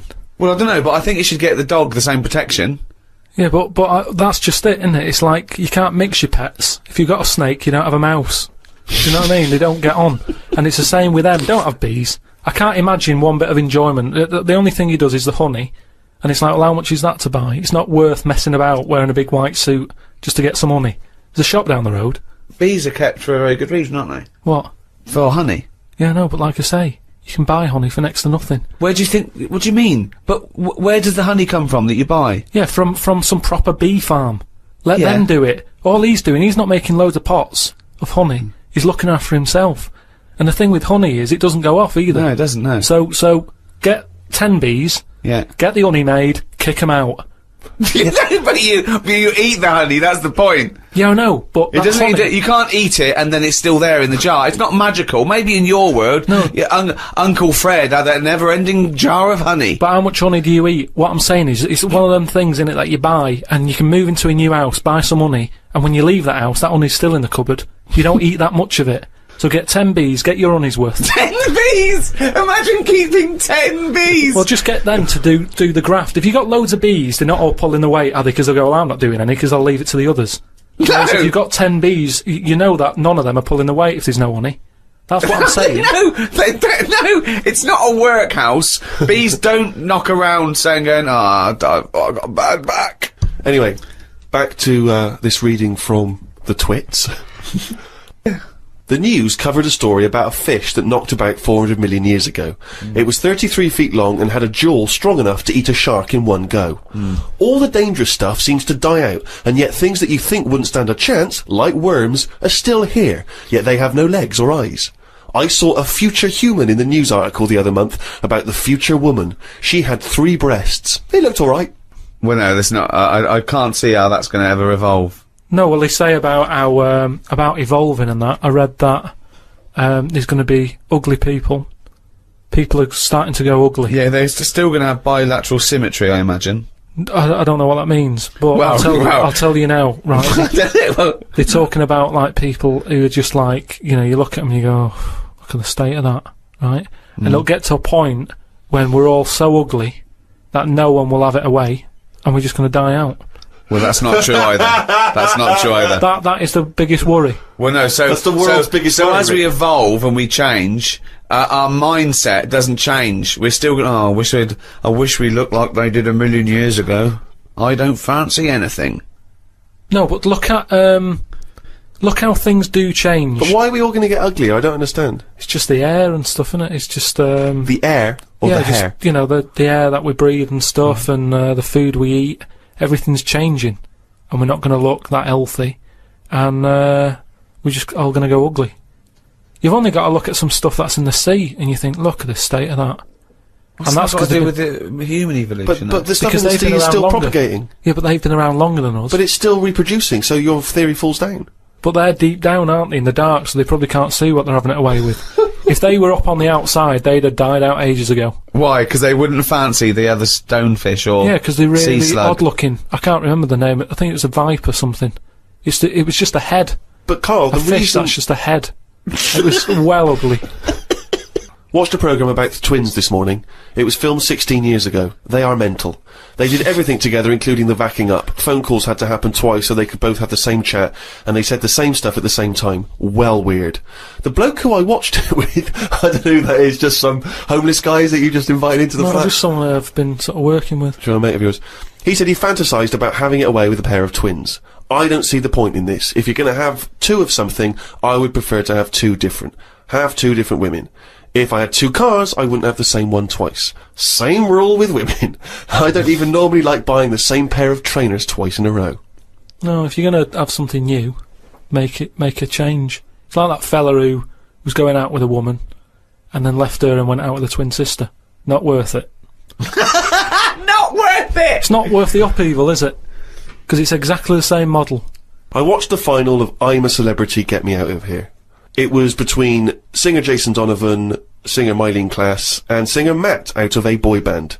I had my money on Donovan, but Matt won it. I think it was because of his last task. He ate a fisheye, some grubs, a big fat insect that they have on every year, a crocodile knob, and a kangaroo anus. I feel like we've come there, Rick, to where we entered. It was this time last year when we first started the podcast that we were talking about I'm a Celebrity, Get Me Out of Here, and you coined the famous phrase, I could eat a knob at night. Yeah. So it's full circle. It's just that the last series finished recently, and it was astounding that he ate a crocodile knob, he ate a crocodile eye, he chewed up and swallowed a kangaroo's anus, which I to be honest, I didn't know was a food stuff. Could you eat any of that? If I had to eat any of them, it would have to be the anus. What, really? Yeah, more than the other stuff. I couldn't eat anything that's still alive. No.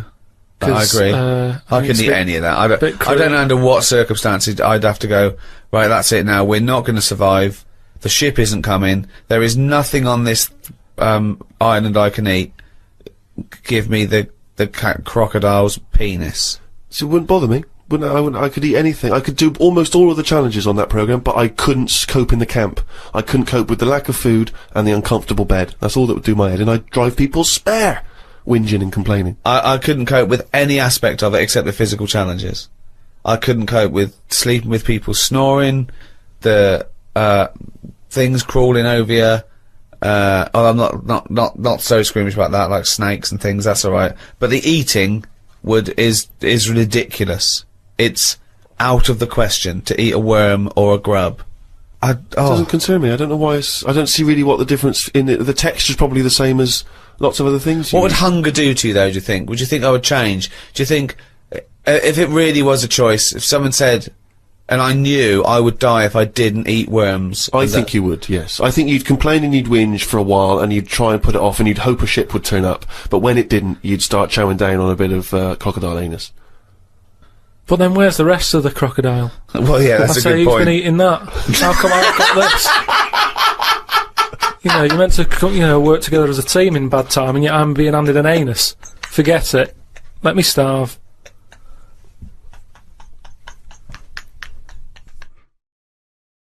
And this is what we need to do. We need to get out there and say, this is how it works. Educate them. Okay, so let's do this then. So it's with the siege. You're not giving me a... so I'm a starving African. Hello, Carl. Have you got any food? Got any food? Got any sandwiches? Well, I have, but if I give you my sandwich, there's someone else behind you, and they'll all come out. So what are you going to do then? What are you going to do? I'm going to help you. How? What are you going to do? I'm going to make you think about how to make food. Oh, okay, right. Have you ever grown anything before? No. Right, well, here's some seeds for potatoes. Brilliant. Oh, thanks, Carl. See you later. Do I just put them in the ground, yeah? Put them in the ground and water them. Oh, there's no water, you dopey cunt. There is some No, there's no water, you dopey cunt. That's why we're starving, you dopey cunt. Right, well, at that point, that's where I go, well, this is a lost cause here. Right. There's no point. Can I have your sandwich after all? No, you're not having it. You're not having it now. So, not only can I have a sandwich, you give me seeds with no water, you useless, bald-headed fucking twonk. Right, but there's got to be another way round this. Go on, then. Either move... Right. Because every year they're going to be queuing up saying, I'm hungry, give me a sandwich. No, you're not having another sandwich. Once again, it's an utterly ill-informed discussion.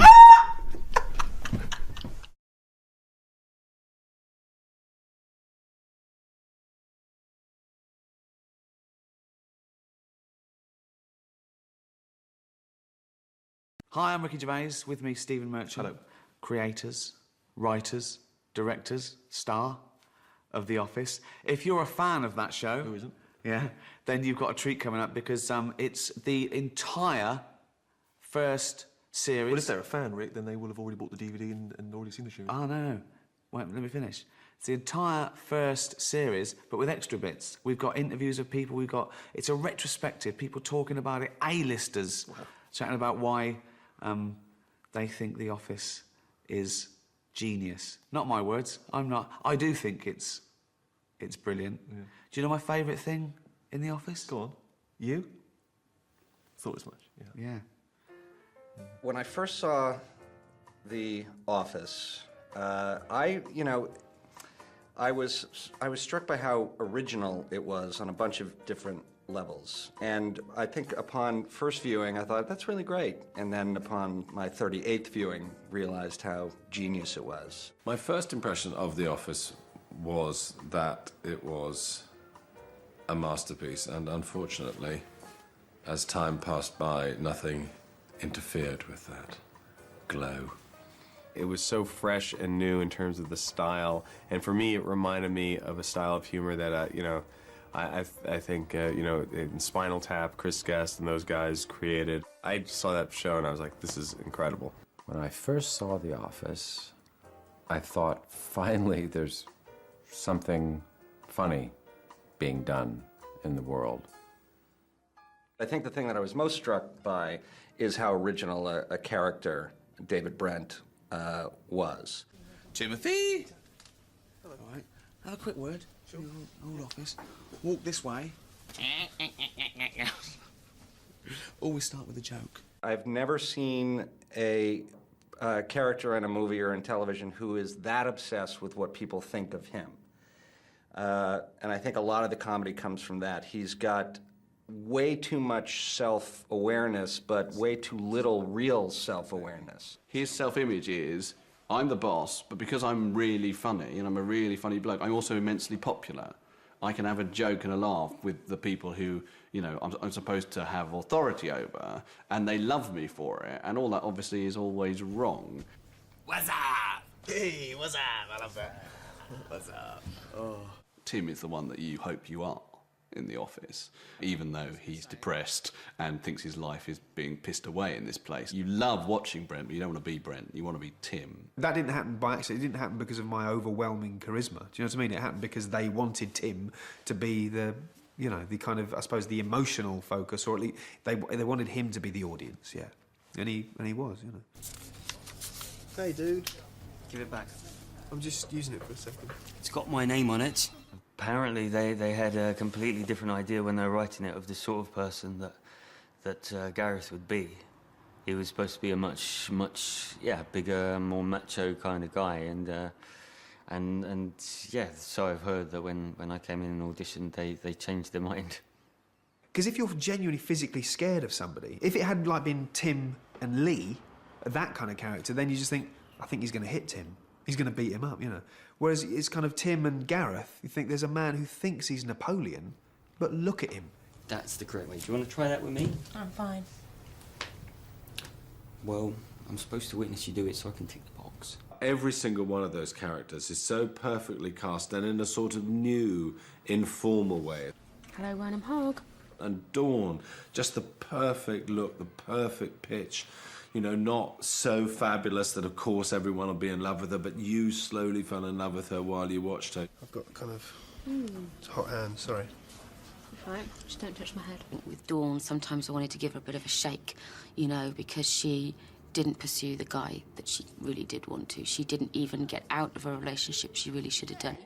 You can say something. And she had ambitions that she never really even attempted to pursue. You just changing your mind, as you always do. What's wrong with that?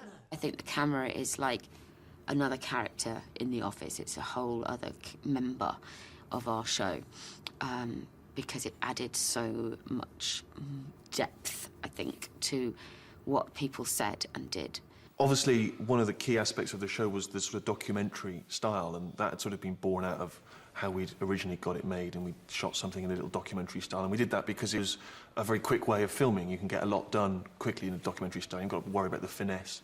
And then over time, we realised that the whole sort of documentary boom that was happening at the time, the sort of docu-soap, things like Driving School and the Airport programme, were throwing up these amazing characters who suddenly were acting in a very specific way because of the fact they were being filmed. I think the most extraordinary thing about the documentary format, obviously, was Ricky's performance with the camera. Good. Well done. Well done again. Congratulations. Thank you. Because he was giving his own editorial version of how he thought he was doing. So that you had his ghastly behaviour, and then on top of the fact that he thought that his ghastly behaviour was absolutely excellent and cool and interesting and complicated. Hey, Finchy!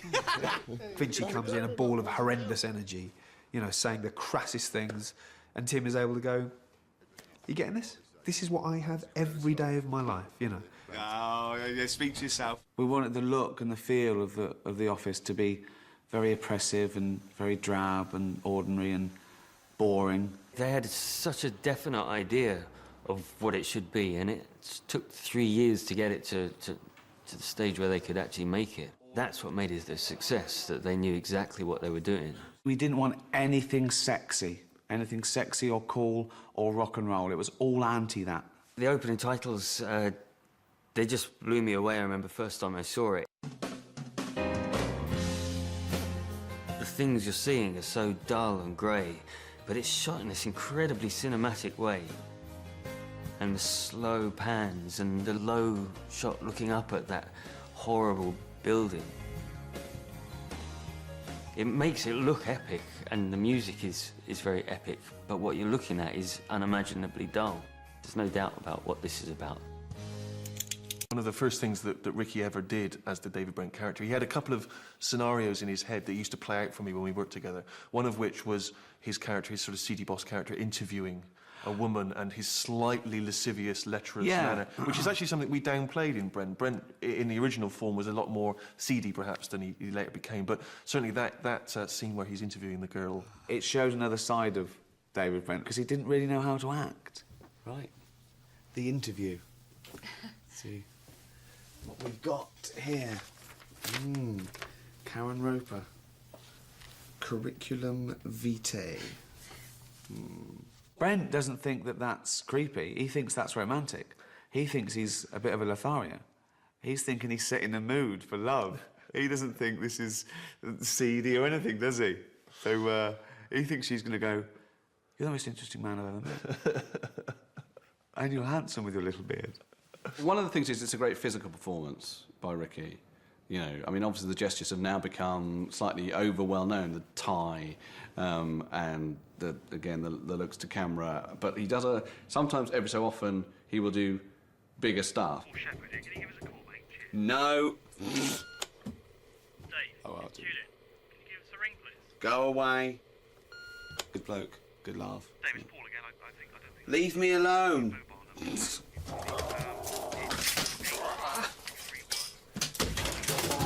fine. It's fine, that one.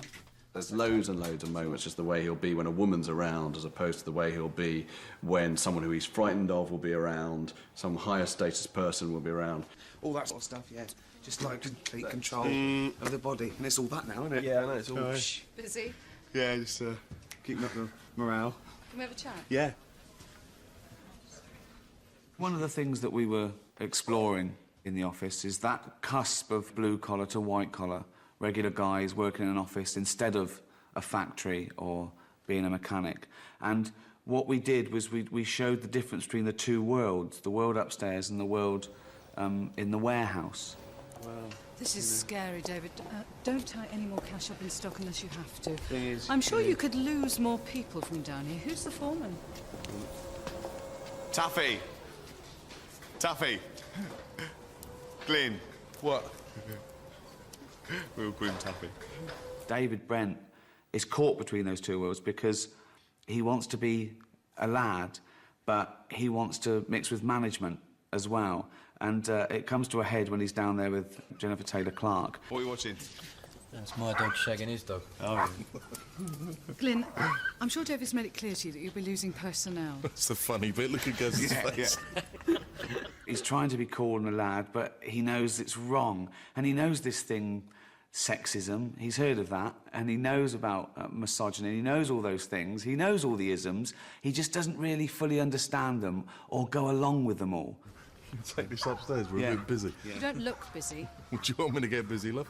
Sorry? You be next, Gazza likes and posh. A word with you now. Yeah. That was out of order in a way. No, I'm not in trouble. What's she in? He's a good shagging. I might bloody have to now. See you later. David Brent hates having a woman as a boss. Deep down, he hates it. And he hates being undermined anyway by a woman. He hates being undermined by anyone in front of the camera. So it just, his world just implodes in that episode. One of the other themes in the office is comedy itself, you know.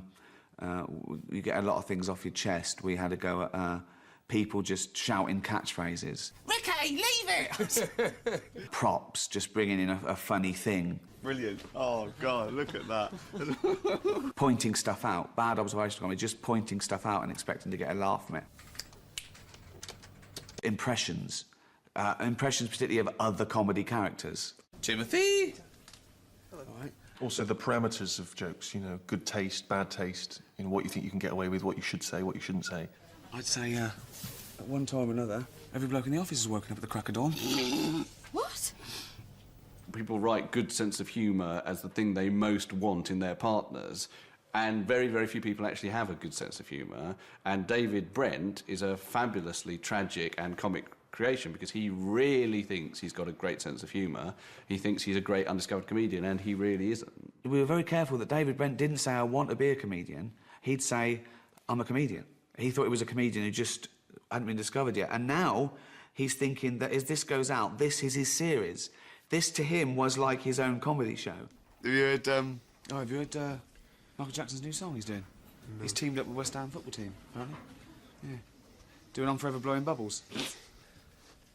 I think Tim genuinely wants to be able to honestly laugh at stuff David says, because he can see he's dying every day. He sees that he's failing in all his attempts to be everyone's mate and to be funny. And Tim sees he's failing, you know, and he wants to... He would love to think, oh, he's going to really make me laugh now, you know. What's white and slides down toilet walls? I don't know. Michael Jackson's latest release. George Michael's. Yeah. Isn't it? Oh. The pregnant pauses that take place on The Office are just I think that they're longer. Those comedic beats obviously have existed before, and they're always sort of fun to play as long as there's emotion and feeling behind them. But The Office takes those moments a little bit longer. What? I think. See you later. See you later. Take care. Finch was brought in to show people that Brent wasn't a bastard. Because like I said, he was the boss from How, he was awful. He's not that awful. He's a bit of a twit. He wants to be loved. He wants to be hugged. He's like all of us. He wants to be popular. And his biggest mistake was confusing respect with popularity, OK?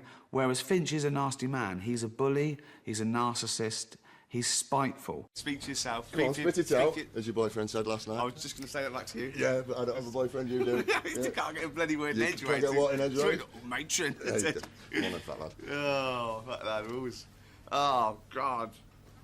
Finchy. By having talked about Finch for so long, and to see Brent's excitement about this man, to finally have him arrive and obviously be a crushing disappointment. Well, what was fun about that is that whenever anyone says to you, you love my brother, he's just like you. No, he's not. I'm going to hate him. I don't want to meet him. He's going to be a nightmare, isn't he? Right?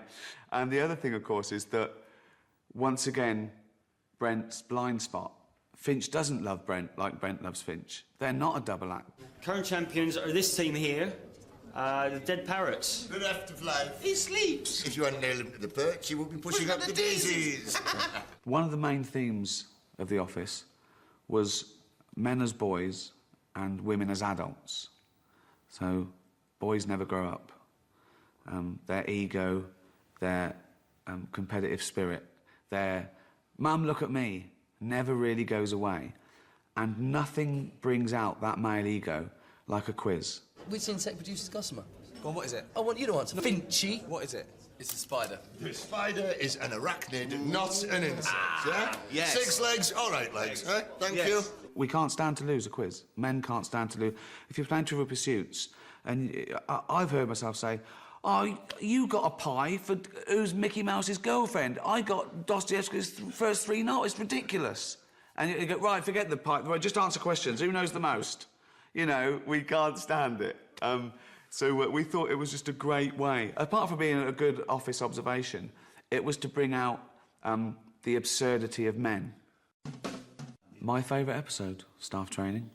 One of the things we did when we started writing was sit down and for ages we just talked about offices we'd worked in, experiences we'd had, and obviously all the same things kept coming up. And one of those things that we'd both experienced in different places was training, being taught things that you already knew, you know, and how to work as a team. And we just thought, well, that's a kind of given as an episode. The staff training day episode is my favourite, and yeah, it's because it's like a holiday. It's only 2 doors down the corridor that everyone's gone on holiday, but they're out of the office and it's like a day trip, and you've got a new face coming in to talk to them. My name's Rowan, and I'm going to be leading us through today's sessions. Under me.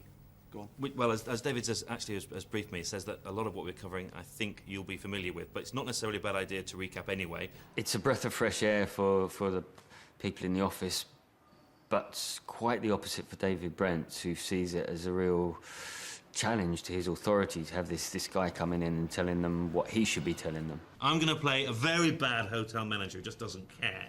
So, and if it's a Basil Fawlty type character, then with their tale, maybe I should do it just for the comedy. Yeah, well, let me just play, just to kick things off, okay? I'll probably bring so much to this role anyway, so... Right. He couldn't stand it. He couldn't stand competing with this guy. I mean, he'd brought him in to train him, but then he wanted to be the boss, and it was just so much fun to watch him squirm, just to try and get in the front of the queue for attention. Right, so, well, some interesting points. Very interesting points. Flagged up there. It's not quite the point I was trying to make. Different David. points to be made. I'm more into really in customer care. So am I. It's Tim's opportunity, I think, just for a little sleep and to spend time with Dawn, and he can kind of, you know, nudge her and just have little quiet asides with her, you know. That's perfect, you know. I mean, and I remember that sort of situation from school. Any excuse just to spend time with the girl that you fancy is the best thing ever, you know. The documentary style gave us a whole new element to that romance that I don't think people have been able to do before, because suddenly they were under a microscope all the time, and it meant that they couldn't express themselves in the way that you can in a regular show. In a regular show, you can take someone behind closed doors and you can declare your love, and it's fine, and it's between the two of you.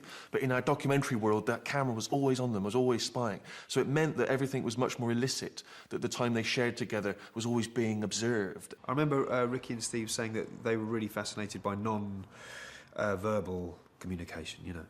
And just how body language is however much percent of our communication, you know, but it's a big one. It's a big percentage of it, and it's kind of the most important telling stuff. That feels nice, actually. Doing all that with your nails. Shh. When are you going out then? End of the week When drink. are you going out then? Well, tonight, hopefully, I thought. Hello, mate. Hi. Nice we are. I've got kind of hot hands, sorry. Right, just don't touch my head. Oh. That way. Ooh! Yeah, I know. Like that. Yeah. Oh, yeah, all right. Thank you very much. Thanks, Tom. You're so lovely. No, I'm not lovely. No, you are. Snotty. You're snotty and I'd marry a snot.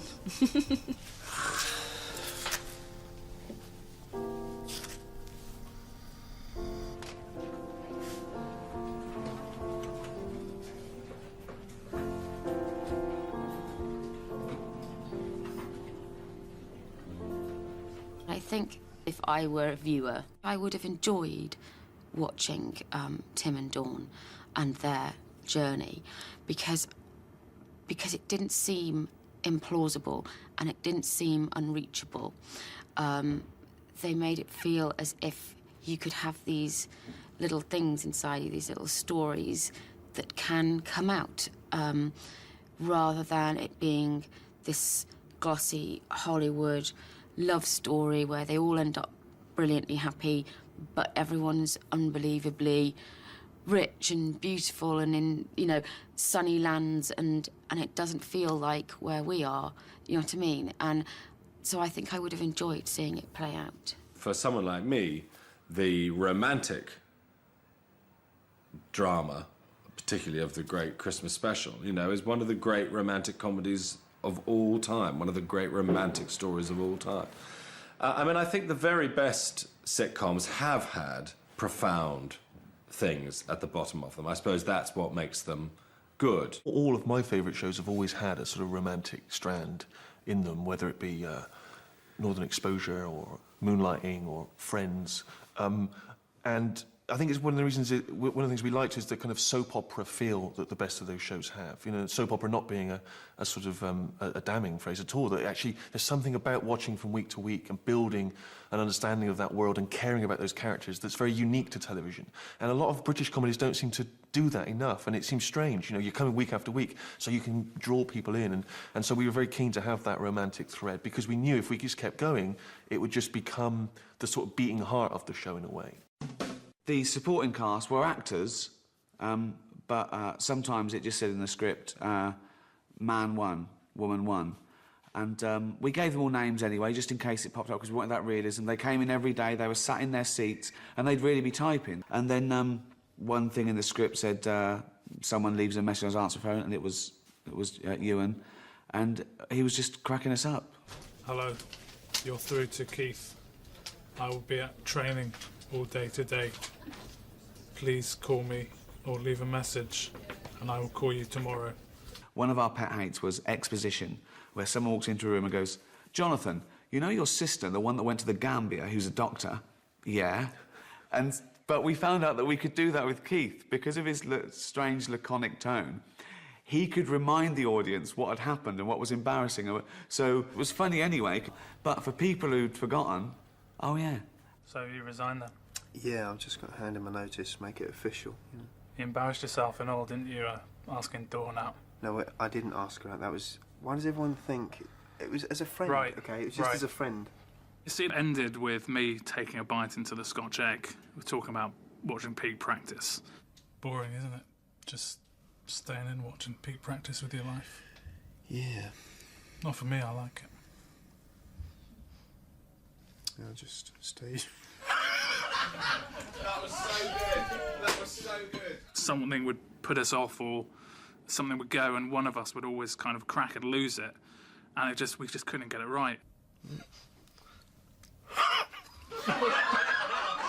We got through 3 or 4 Scotch eggs, and eventually they had to give me ones back that had a bite taken out of them because they didn't have enough bought for the number of takes it took. So a couple of times I had to disguise a bite that had already been taken out and go in again. Boring, isn't it? Just staying in, watching peak practice with your life. Yeah, it is. Not for me, I like it. Yeah, I just stayed in at a big... It was one of the 400,000 scenes that we couldn't do in under 4 hours because it was just a lot of laughing, you know. I was the worst corpser of all. Yeah, I mean, it's strange because my job is to try and make people laugh for my own amusement, but sometimes that goes wrong and I can see fear in their face, or I found myself funny and I'd laugh and ruin a take. Also, even if you've written the lines, if they're funny, I still laugh. What's the difference?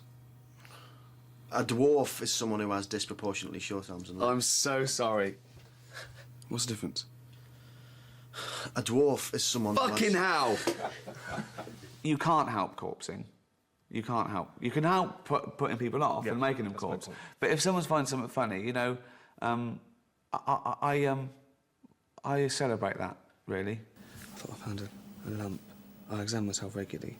I had it checked out. It's fine, but terrifying. Testicular cancer. Cancer of them old testicles. What's that? Oh, that was a great one. We'll do it again. Please. We'll do it again. Damn. Steve came over once in the office and said, Rick, it's like making your own TV show isn't interesting enough for you. You've got to have other things going on. And so, I do, you know, I multitask. I try and get something in the can, and I try and ruin the take for my own amusement. Action. 9.99 pure silk, so I had to snap it up. OK. He can't stand to do the same take twice, and so he would change something about it every time. Action. And Wally Burton, 2 for 10 quid, so I went, yes, please. Something would have to be different, and that was the thing that would crack you up. Action. And, you know, Deaf Nobby Burton, who comes around with a case, 2 for... Why are you making it harder for yourself? OK, I'm sorry. OK, I'll just say Nobby Burton, who comes around with a case. 2 for 10, I've got 4. You'll never do it.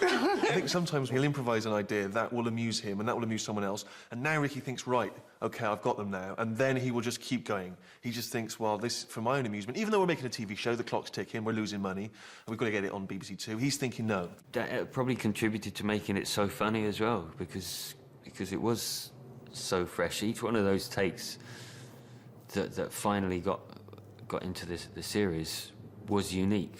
I've only just reached a point where I can watch it now and enjoy it and not really be thinking about how it was made or what he was doing that day that was terribly annoying. Now I start to see it, I think, for the first time as audiences do, and I can't remember some of the episodes, I can't remember some of the scripts. Jokes amuse me now for the first time, and so I've just got to a point where I can sort of see it and enjoy it.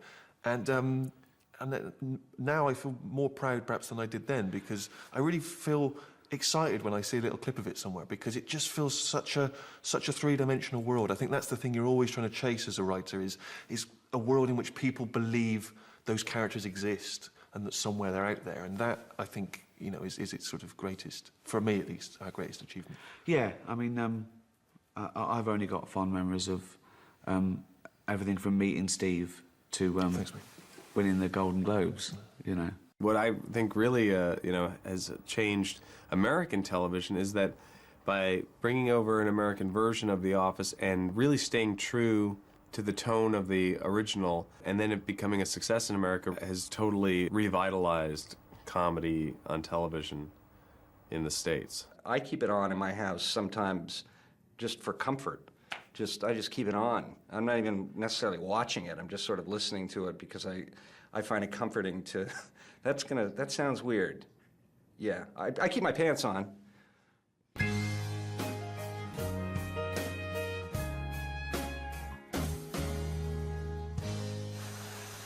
We've always been a bit staggered at how successful The Office has been worldwide, and I think that what I love about it the most is that the characters are essentially the same in the remade shows. Brent is still Brent, and Tim and Dawn still Tim and Dawn, Gareth still Gareth, even though the names aren't the same. The characters essentially are... At one time or another, every bloke in the office is woken up at the crack of dawn. What? La chef réceptionniste. Ça va? Oh oui, oh, viens.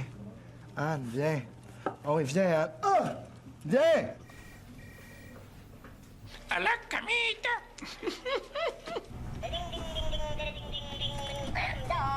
Put my stapler inside a jelly again. That's the third time he's done it. It wasn't even funny the first time. Il est chiant, il arrête pas de me mettre du fromage partout dans mes affaires. Pero mire, pero cómo voy a desperdiciar comida, hombre, por Dios. Pero cuánta gente puede alimentar. I thought I found a lump. Realmente me encontré un poroto, una cuestión re fea. Cancer des testicules. Mes pauvres petites testicules.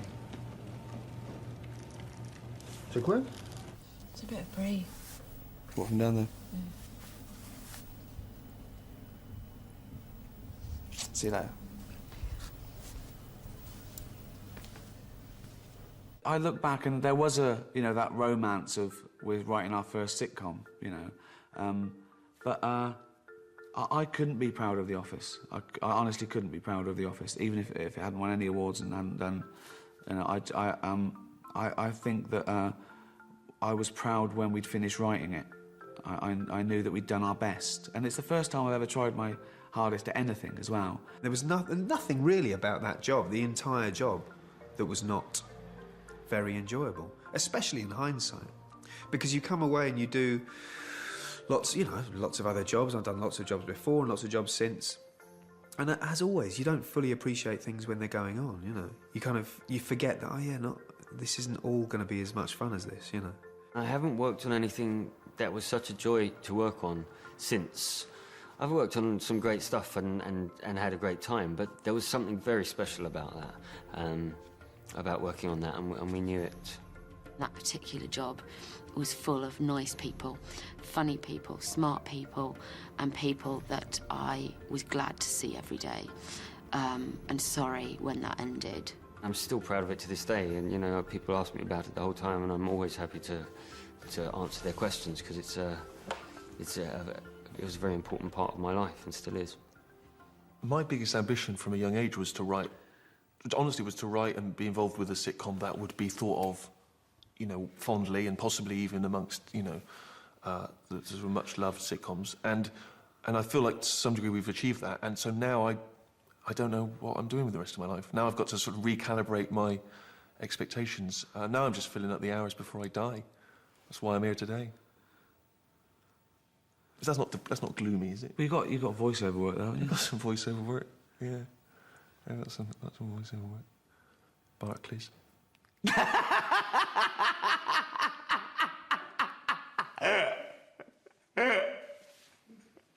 Sell out.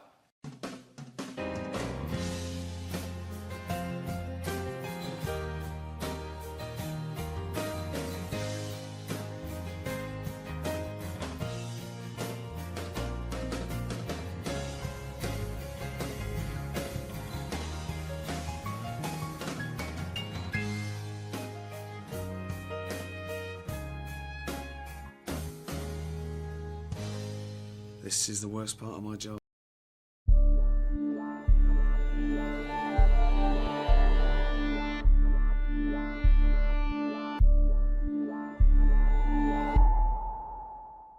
Ricky gave me my first break in the business by hiring me as his assistant when he worked on a radio station called XFM. Yeah, I'm forever grateful for that. And a number of other reasons. Bought me a sandwich once. That sounded rude. No. Like one of those stars who go, yeah, you gave my first break. Yeah. I had to do some things on the casting couch. Yeah, so that was how I got started.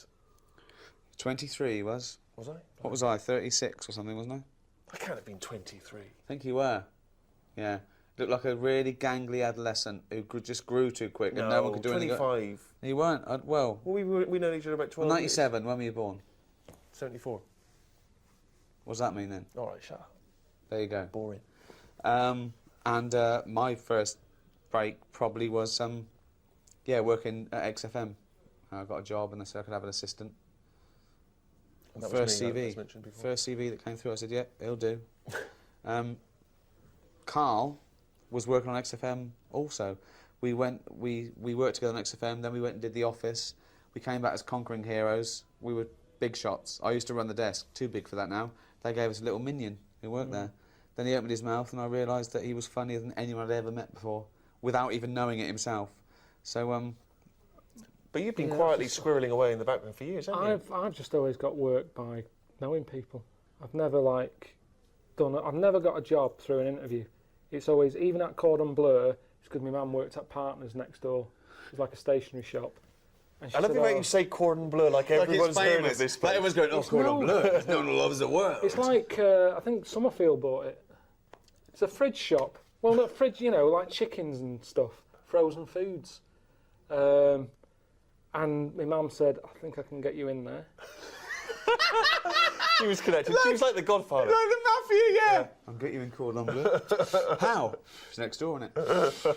So, there's a notice in the window. People need it. Yeah. What are you thinking? Just go along. I said, why? What's the intel? Just they said, need any idiot. I said, I've got one of them. Yeah. Went along there, got sacked, didn't you? So any advice really to any kind of aspiring people is know people. That's your advice. Definitely or what's next door? Where do you live? Where do you live? What do you want to do? Where do you live? Next to a chippy. Should be a fishmonger.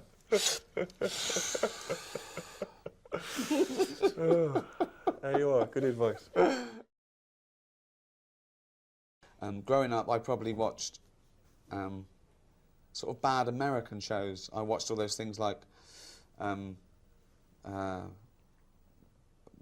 Policewoman and all the cop shows. They weren't bad, actually. Thinking about it, they were quite good. Some of them were really good, like Kojak and Rockford Files, that were great. But I suppose my mecca was American TV and all the American comedies from Laurel and Hardy, Woody Allen, Cheers and Taxi and all those things. So those were my biggest influence, American comedy and drama, probably. My first love was actually probably science and nature programmes. I just love, when I got BBC Two, I couldn't believe my luck, things like Horizon, and now I watch BBC Four, it's probably my favourite channel. I watched a lot of comedy, classic comedy, British comedy, you know, Monty Python and Tony Hancock, all that stuff, all the classic 70s stuff, Fawlty Towers. John Cleese grew up in Weston-super-Mare, very near Bristol. He was tall. I thought, there you are, I've got all those things. But then later, I became very hooked on American TV later when I got older. Never saw Policewoman, though. Sounds good. Angie Dickinson. It was a woman who worked for the police. That was it? That was the conceit. That was the hook. You had to have a hook. Yeah. All bloke sucks lollies. Bloke with one eye, thinks he doesn't know what he's doing. He does. Fella on a horse, that was McLeod. Ironside, he can't walk. Right, so they had to have a thing. Yeah. Yeah, that's what it taught me. People think he's an idiot. Yeah, he's got a perfectly round head. He doesn't know anything. What did you used to watch growing up? I've never been a fan of telly. I'm still not. I don't watch it much. Telly, honestly, the telly at home, it's about that big. I don't know what that is. But it's dead small. I was thinking about getting a bigger one. Now I've made a few quid. It's like, I don't want to. Just edit that, and it cuts to him going, I'm thinking about getting a bigger one. Now I've got a few quid. Be a brilliant clip. It was stuff like flambards. What's that? It's like... I was thinking of flumps. What's that? no, That's no. that It was about period planes and stuff. comedy, innit? It wasn't a comedy. It was drama. I didn't even like it. What was it? No, it was a drama, I suppose. But my mum watched it, and I used to sit and watch that with her. But it was more the occasion of she'd always make a big plate of toast and a big pot of tea, and I liked that. So and your I thought favourite Flambards is on tonight. Favourite TV show was Tea and Toast, really? Yeah, it was. Yeah, it Yeah. was about the thing. Yeah, It was like, that's kind of what What's your favourite telly's TV show? Sofa. Night Off. What's your favourite TV show? Night Off. So Dallas as well. We had toast that night when that was on. Then Dynasty came out. It was like more toast. It was just toast. I like toast. Where did you start eating crumpets? What show sort of made you think of the crumpets? I started off on pikelets. Yeah, which is It's like a kid's version of a crumpet. It's like a flattened crumpet. You watch that with usually drama in it. Howard's Way. I got into the pikelet. That was Sunday night. Sort of crumpet. When would you have a cake? What sort of TV show would you have a cake? Didn't have cakes no, in our house when no I was way, younger. no way, No. no way. Swiss roll. Yeah. Write about what you know, be original, and there's no rush. See, I'd say do stuff about what you don't know. That's what I'm doing. Interesting. Brilliant. I'd say do it for the awards. Oh dear.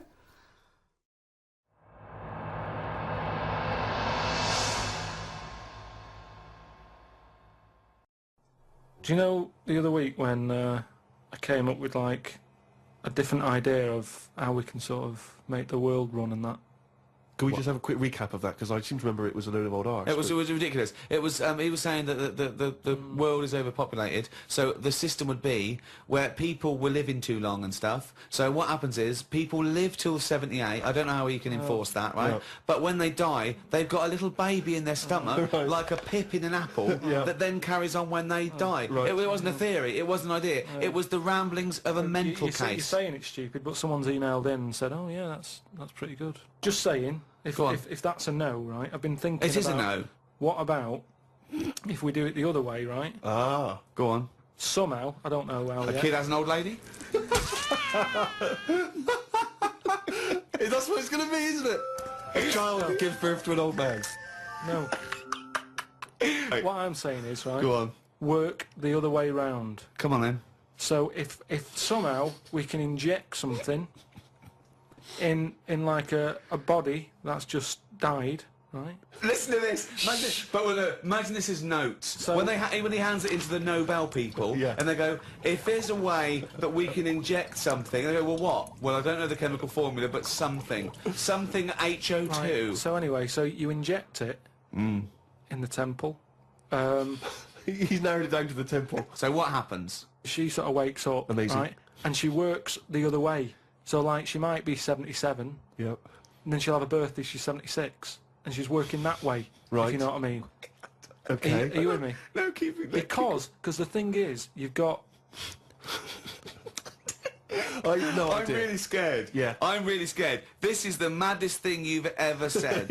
This is madder than the old lady with the pip like an apple in her belly. It sort of did work. No, it didn't work. It worked in your head. It's like a dream that you wake up and go, I've got a great theory. And This is it. Let me just tell you the ending, because the ending works out a bit better. Go on. What I'm saying is, when you die, at the age of 78, 9 months.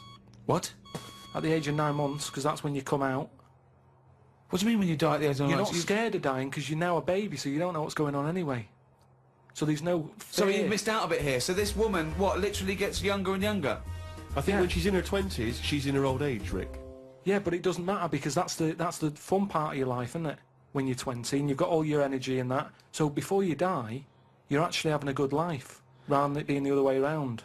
But does she do different stuff than she did on the way up?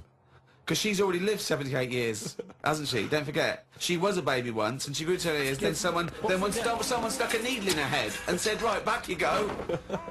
No, but forget all that bit. Forget all that bit. How do we forget that bit? What I'm saying So is... she died and she doesn't remember all her... This is a new life, is it? Let me just leave you with this. Right, you're talking shit. Explain yourself. But aren't the family getting younger as well? What's happened to the family? Forget it then, we'll leave it as it is. No, leave it as it is, shall we? Shall we? Can we all agree on that, guys, now? Should we agree to leave it as it is? Is that alright? Because I don't want to hear any more from the diaries of Charles Manson. No, it's I mean, you're a fucking maniac. Octopus. I've never seen anything so weird. Say if I'd come from another planet and everything was lined up in a row and they said, right, we're going to give you a crash course in what's knocking about on this planet. And you go, right, go on then. And you go, this is man, here's woman, here's a dog, here's a cat, here's an octopus, here's a... I go, hang on a minute, what is this?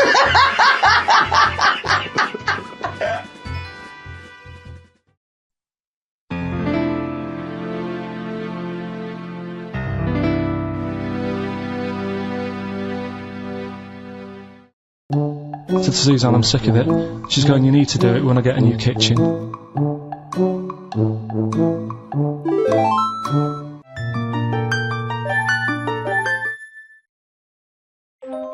I thought I was going to be seeing The Wonder today, but Ricky and Steve have called up, said forget that. You're going to be spending the afternoon in a little village. You know, travel programme, showing you the world, how others live, little communities and all that.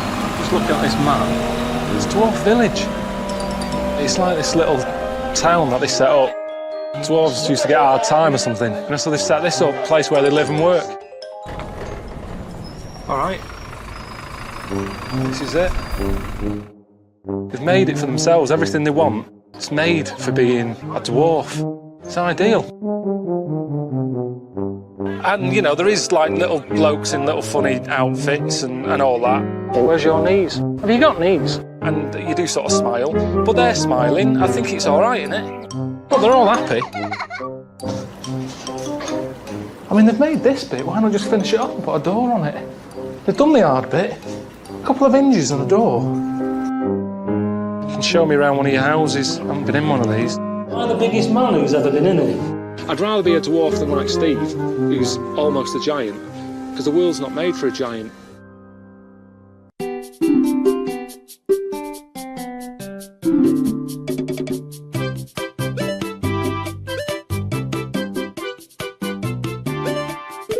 The skill of this, doing a little bit of woodwork, it's amazing. I mean, that's not crap, is it? So, if all your work dries up, they're not making another Star Wars, you can't dress up as a little monkey, you've got no money coming in, you wouldn't think about coming here then? Definitely not. Hello. Hello. How are you? I'm alright. Oh, I'm fed up. You are? Why not? You're my neighbour. Yeah, I'm your neighbour, yeah. Why do you keep putting bins out? Who putting bins out? You. Knobhead. What are you on about? Who is it? Who's this? Chris. Who? Noah. Well, have you got the right number? Who are you ringing? I'm talking to you. Knobhead. Who am I? Knobhead. Well, you're a knobhead. I'm a policeman. You're a policeman, and if I get hold of you, kept calling. I'll have you for this call now, because it's all taped, and I'll find out who it is. There's something wrong with you. Yeah, there's something wrong with you. You got a hairy bollock. There's something wrong with you. I'm glad I've got it all on tape, anyway. Do you want a cup of tea? Cup of tea? You'll get a cup of tea. You'll get me fucking fist up your fucking ass. That's Give what it a you'll go. get. Give it a go. Yeah, you better fucking go. I'm gay. Yeah, you're gay. You'll be gay when I fucking get you. And it makes you appreciate how good you feel. Hello, Hello, how are you? who's speaking? I'm alright. You're my neighbour. Neighbour from where? Yeah. Why do you keep putting bins out? I don't know what you're talking about, I'm sorry. Bullshit. The bin men doesn't come till a Thursday, it's Tuesday. You're putting bins out too early, there's foxes getting at them, there's shit all over the place. Excuse me, my bins aren't out. Who do There's you think dirty you're shouting underpants you at? keep putting in the... You. Say that again slowly. I'm talking to you. Knobhead. I know you're talking to me. Where exactly are you and There's who dirty are you? underpants you keep putting in the bin. I've told you it attracts foxes. Stop putting the fucking bins out two fucking days early when they've got to sit there and it attracts you. And trying to sell me flats. These dirty, shitty undies all over the fucking pavement. I don't know whether it's one of these stupid jokes. I'm having a breakdown. Who's speaking? Okay then. You're my neighbour. Who are you? Who are you speaking? You're my neighbour. Where do you live? Why do you keep putting bins out? Where do you live? And I'll tell you where I live. I don't You want to tell where say. you live. My bins aren't out. Bullshit. Okay, what street do you live on? I don't want to say. You don't know what street you live on? Well, I believe now, do you know what street I live on, you dickhead? I can't remember. You can't remember? Well, What I'm stop saying- ringing round and being out making an ass of yourself. My bins aren't out. If you're not prepared to tell me who you are, where you're speaking from, you're talking out your arse, Bullshit. mate. All right, ta-ra. What I'm saying is, I'm mental. Hello? Hello, how are you? All right. Oh, I'm fed up. Jack Daniels, you're my neighbour. I don't know. Why do you keep putting bins out? What do you mean? Why do you keep putting bins out? What are you talking about? You keep putting bins out. That's what annoys me. Do you know what I mean? What do you mean keep putting what out? You keep putting bins out. There's dirty underpants you keep putting in the bin. I've told you it attracts foxes. Stop putting the fucking bins out two fucking days early when they've got to sit there and it attracts you. And trying to sell me flats. These dirty, shitty undies all over the fucking pavement. Well, it's not mine. Right. Bullshit. What? Bullshit. Who the fuck are you? Yeah. You're my neighbour. Yeah, I'm sure I told you. What do you mean I'm your neighbour? Do it again. Where are you? You're asking for trouble. Tell me who you are. I don't even know what you're talking about. You're my neighbour. What a knobhead. What do you mean I'm your neighbour? Knobhead. Don't... Hey, who are you and where The do you bins haven't live? been emptied. What? The bin men doesn't come till Thursday. Why do you keep putting What are you bins out? talking about? You do me, Where Eddie. do you live? Fucking hell. You see, you're making me look like a div here. I'm not your fucking neighbour. Bullshit. There's something wrong with you.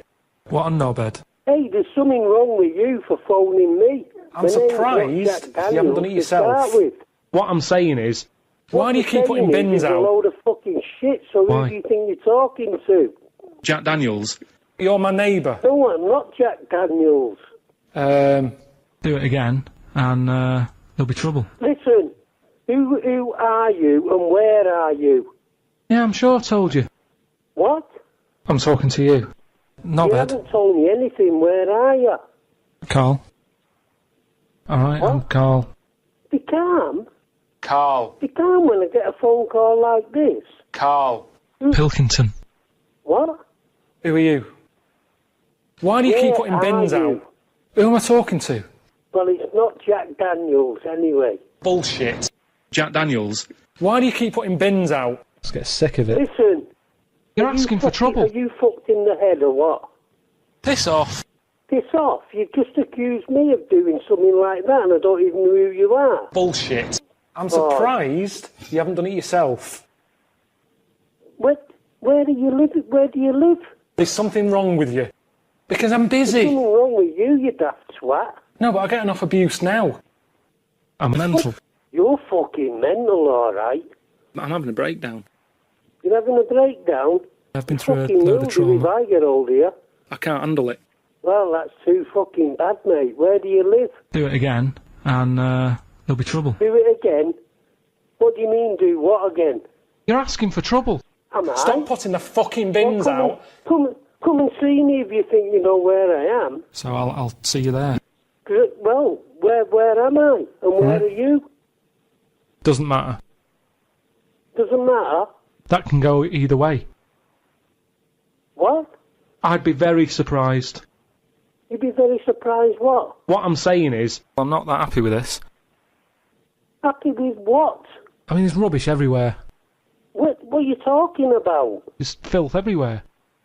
Where are you living? I don't even know what you're talking about. You keep putting bins out. You're doing me head in. But what can you do? Bins out where? What is wrong with you people? What's wrong with you? What are you on about? Look, where do you live, you daft cunt? Where are you from? Where are you from? Where have you From been? Mars? Yeah, what's wrong with that? Yeah, because you asked me about it. You're a fucking nutcase, you. Don't phone me again. What else is there? You're a bleeding loony. What tea bags have you got? You what? What? Do you want a cup of tea? Hello? Oh, you're gone, aren't you? Do you want a cup of tea? You want to go to Park House? Why? Because I think that's where you should be. No, you're not doing that. Pack it in. Pack it in? I'm just not happy with this. Don't phone me again. Well, which order would you say it You're works in? nutter. It's not worth it. It's not worth it, mate. No, it's not, because you're fucking barmy. So You live and you fuck off. learn. What I'm saying is... That's not normal, is it? Hello? Hello? Hello? How are you? Who is it? Oh, I'm fed up. You're my neighbour. Why do you keep putting bins out? Who are you? You're my neighbour. Neighbour. Yeah. Hello? What I'm saying is, why do you keep putting bins out? Who is it? You're my neighbour. But I've just been speaking to my neighbour. What? You're on about bins? You keep putting bins out. Just get sick of it. There's dirty don't- underpants you keep putting in the bin. I've told you, it attracts foxes. Stop putting the fucking bins out two fucking days early when they've got to sit there and it attracts you. And trying to sell me flats. These dirty, shitty undies all over the fucking pavement. I don't live near a flat. I think you've rang the wrong number. Bullshit. Do it again, and there'll be trouble. Do you know what I mean? I think you've rang the wrong number because I don't live near a flat and I don't put my bin out. Bullshit. What I'm saying is, it's a bank, right? Busy bank. Normal day, everything's going normal. Busy bank, people going in, doing what they do, seeing about mortgages and stuff. Everything's normal, everyone's happy. So anyway, it's quite busy one day. Fella comes in with a gun and a balaclava on. Man comes in, starts waving a gun around. So everyone's thinking, oh, God, everything, oh, God. And he's telling everyone to get down on the floor. So everyone's panicking, everyone's getting on the floor thinking, this is it, it's all over. Just when you think, it's all bad news, doors swing open, little monkey wanders in. He's telling it to get down on the floor, I don't think it was taking any notice. Goes up to the robber, wanders in, runs up to the fella with the gun, takes the gun and the bag of money off him. Everyone's like, yay, we've been saved. Then the monkey starts backing out with the gun and the money. It does a runner with the money and the gun. No one's seen it since. Right. I know it's mad. That's the idea of monkey news, telling people how monkeys are pretty, they're mental. Right. Okay. Do you know what I mean? I'd appreciate it if you didn't ring this number again because I don't know who you are and. You're my neighbour. But I've just been speaking to my neighbour. You're not my neighbour. I know both my neighbours, and they're both lovely, and they're both elderly, and you don't sound like either one of them. So fail. Why do you keep putting bins out? Ringing this number. I'm mental. You're I can't mental. handle it. I can't handle it. I'm having a breakdown.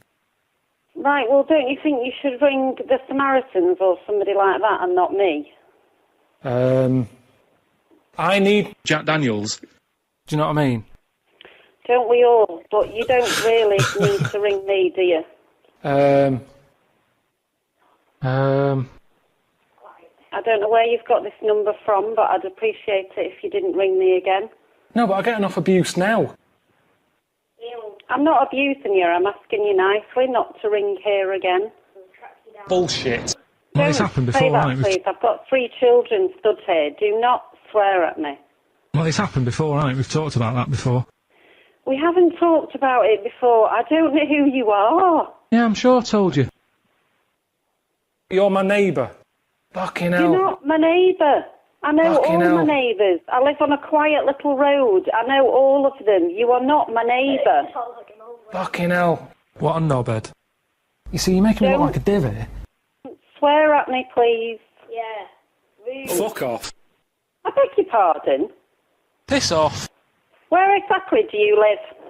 I'm not very good with words. Where do you live? Do you know what I mean? Yeah, because you asked me about it. Where do you live? What did he say? If you're my neighbour, where do you live? What road do you live on? Come on. You see, you're making me look like a divvy. Where do you live? This is where it gets weird. It's getting very weird because you're not my neighbour. So You're asking I'm for going to ring trouble. the police because you're annoying me now. What I'm saying is, I'm a policeman. You're a policeman. Yeah. I'm a policeman. I'm Dr. Sexy. Right, well then you better arrest yourself then. I'm Dr. Sexy. How big's You're your a cock? doctor. How big's your cock? Right. I'm sorry, but this is getting weirder by the minute now. Listen, go and ring somebody else because you're Why? clearly not a well person. Why? Why? How have you got this number? If you go to places that you're in danger of being kidnapped, you're meant to have a code word.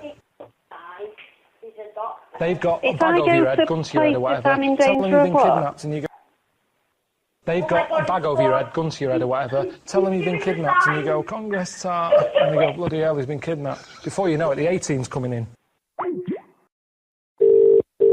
Hello? How are you? I'm all right. How are you? I'm all right. Very Sick of good. it. How'd you go on in Portugal? The bins haven't been emptied. Oh, you again? Why do you keep putting bins out? Me? Give it a I've go. told you before. You got the wrong number. I don't know what you're Bullshit. talking about, so fuck off. Bullshit. Right? Have you got that now? Are you fucking daft or what? I'm a policeman. Are you? Basically, right, I'm mental. Oh, I know that. I can fucking gather that. I'm having a breakdown. Have you? If I'm not me, what am I? I don't. A fucking nutcase. Now go away. I mean, there's rubbish everywhere. Hello, Hello. How are you? I'm brilliant. How are you? I'm all right. Graham. Yeah. Why do you keep putting bins out? Just get sick of it. What bins? You keep putting bins out. There's filth everywhere. I mean, there's rubbish everywhere. Hang on a minute. What address are you talking from? Yeah, I'm sure I told you. There's dirty underpants you keep putting in the bin. I've told you it attracts foxes. Stop putting the fucking bins out two Excuse me, fucking what days address are you early talking when they've from? got to sit there and it attracts you. I'm trying to sell me flats. There's dirty, shitty undies all over the fucking Excuse pavements. me, just a minute. Calm down, please. Who are you talking to? What address are you talking from? What a knobhead. I'm talking to you. Graham. No, you're the fucking knobhead, mate. What's your address? Graham. Graham? It's hard He's to still explain. there. Excuse me, listen. My last name is Graham, not my Yeah. first name. Graham. What address? I don't want to say. Why not? It's not worth it, mate. Well, It's I don't not know who worth you it. are. I don't know who you are. I'm a policeman. You're a policeman? All right, I'm Karl Karl who? Pilkington. Karl Pilkington. I don't know a Karl Pilkington. You're my neighbour. Which address? Tell me the address. What is my address then? Well, which order would you say it works in? No. Listen, what address do you think I live at? That's what annoys me. Bullshit. No, you tell me. Fuck off. What address are you phoning from? I'm not gay. Who says you are? Come on. I think you want to get your head sorted, mate. No. I need Jack Daniels. Do you know what I mean? I don't know who you are, and I don't know what you're talking about. I'm just not happy with this. It's not my problem. It's not my problem, because I don't know who you are. There's something wrong with you. No, there's something wrong with you, mate. I'm surprised you haven't done it yourself.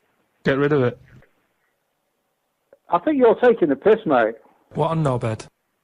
No, you're the knobhead. No. What I'm saying is, why do you keep putting bins out? Hello? Hello? The bins haven't been emptied. Why do you keep putting bins out? What are you on about? You keep putting bins out. There's filth everywhere. Where am I putting bins out? Stop putting the fucking bins out. That's the option. You're asking for trouble. My bins are around the back of my house. You're asking for trouble. I beg your pardon? Yeah. It's not my problem. Yes, do you think we live at? I'm a policeman. Hey, for a policeman. Come round here then. Yeah. Come round here. Come round to the house that you're definitely. phoned into. Why? You're Do you want a cup of policeman. tea? Come and have a look. Do you want a cup of tea? I want a fucking cup of tea. What is up with your head? Jack Daniels. Fucking knobhead. I'm mental. You are. What a knobhead. Knobhead. Hello? Hello. How are you? I'm fine. Who am I speaking to? Oh, I'm fed up. You don't know me. You're my neighbour. You keep putting bins out. Just get sick of it. What are you talking about? What road do you live on? The bin men doesn't come till a Thursday. It's Tuesday. You're putting bins out too early. There's foxes getting at them. There's shit all over the place. I've not got any bins out. What road do you live on? Yeah, I'm sure I told you. There's dirty underpants you keep putting in the bin. Stop putting the What road fucking do you bin. live on? Stop putting the fucking bins out two I've fucking got- days I've early, not got and any they've got to sit bins there out. and try to sell me I flats. never put them These out. dirty, shitty undies all over the fucking pavement. Listen to me. I think you've got the wrong number. I live on sick of Ripon it. Road. What road do you Bullshit. live on? Knobhead. Street. Pardon? Knobhead. You've got the wrong Street. number. I live on Ripon Road. But the fact of the matter is, you keep putting bins out. I mean, there's I rubbish don't. everywhere. There's filth everywhere. I never put my bins out other than the day they collected. Nothing else. Ever. Bullshit. You've got the I'm wrong surprised. person. What a knobhead. There's something wrong I with you. live on Ripon Road. What road do you live on? There's something wrong with you. I don't live. Who are you? No, but I get enough abuse now. You're my neighbour. Wait a minute. What road do you live on? I'm talking to you. Wait a minute. I live on Ripon Road. What road do you live on? If moths had eyes, would they be happier? How do they know they're not dead? Are you? I don't know who you are. I never leave bins out. I'm looking at now. There's no Cavemen bins out hunting for now. food. You've got the wrong person. Of course it is. Basically, right? Who are you? I'm a policeman. You're a policeman? Yeah. Right. What's your address? Why do you keep putting bins out? I don't! Now we're just messing about. Fucking hell. I do not put bins out, you idiot!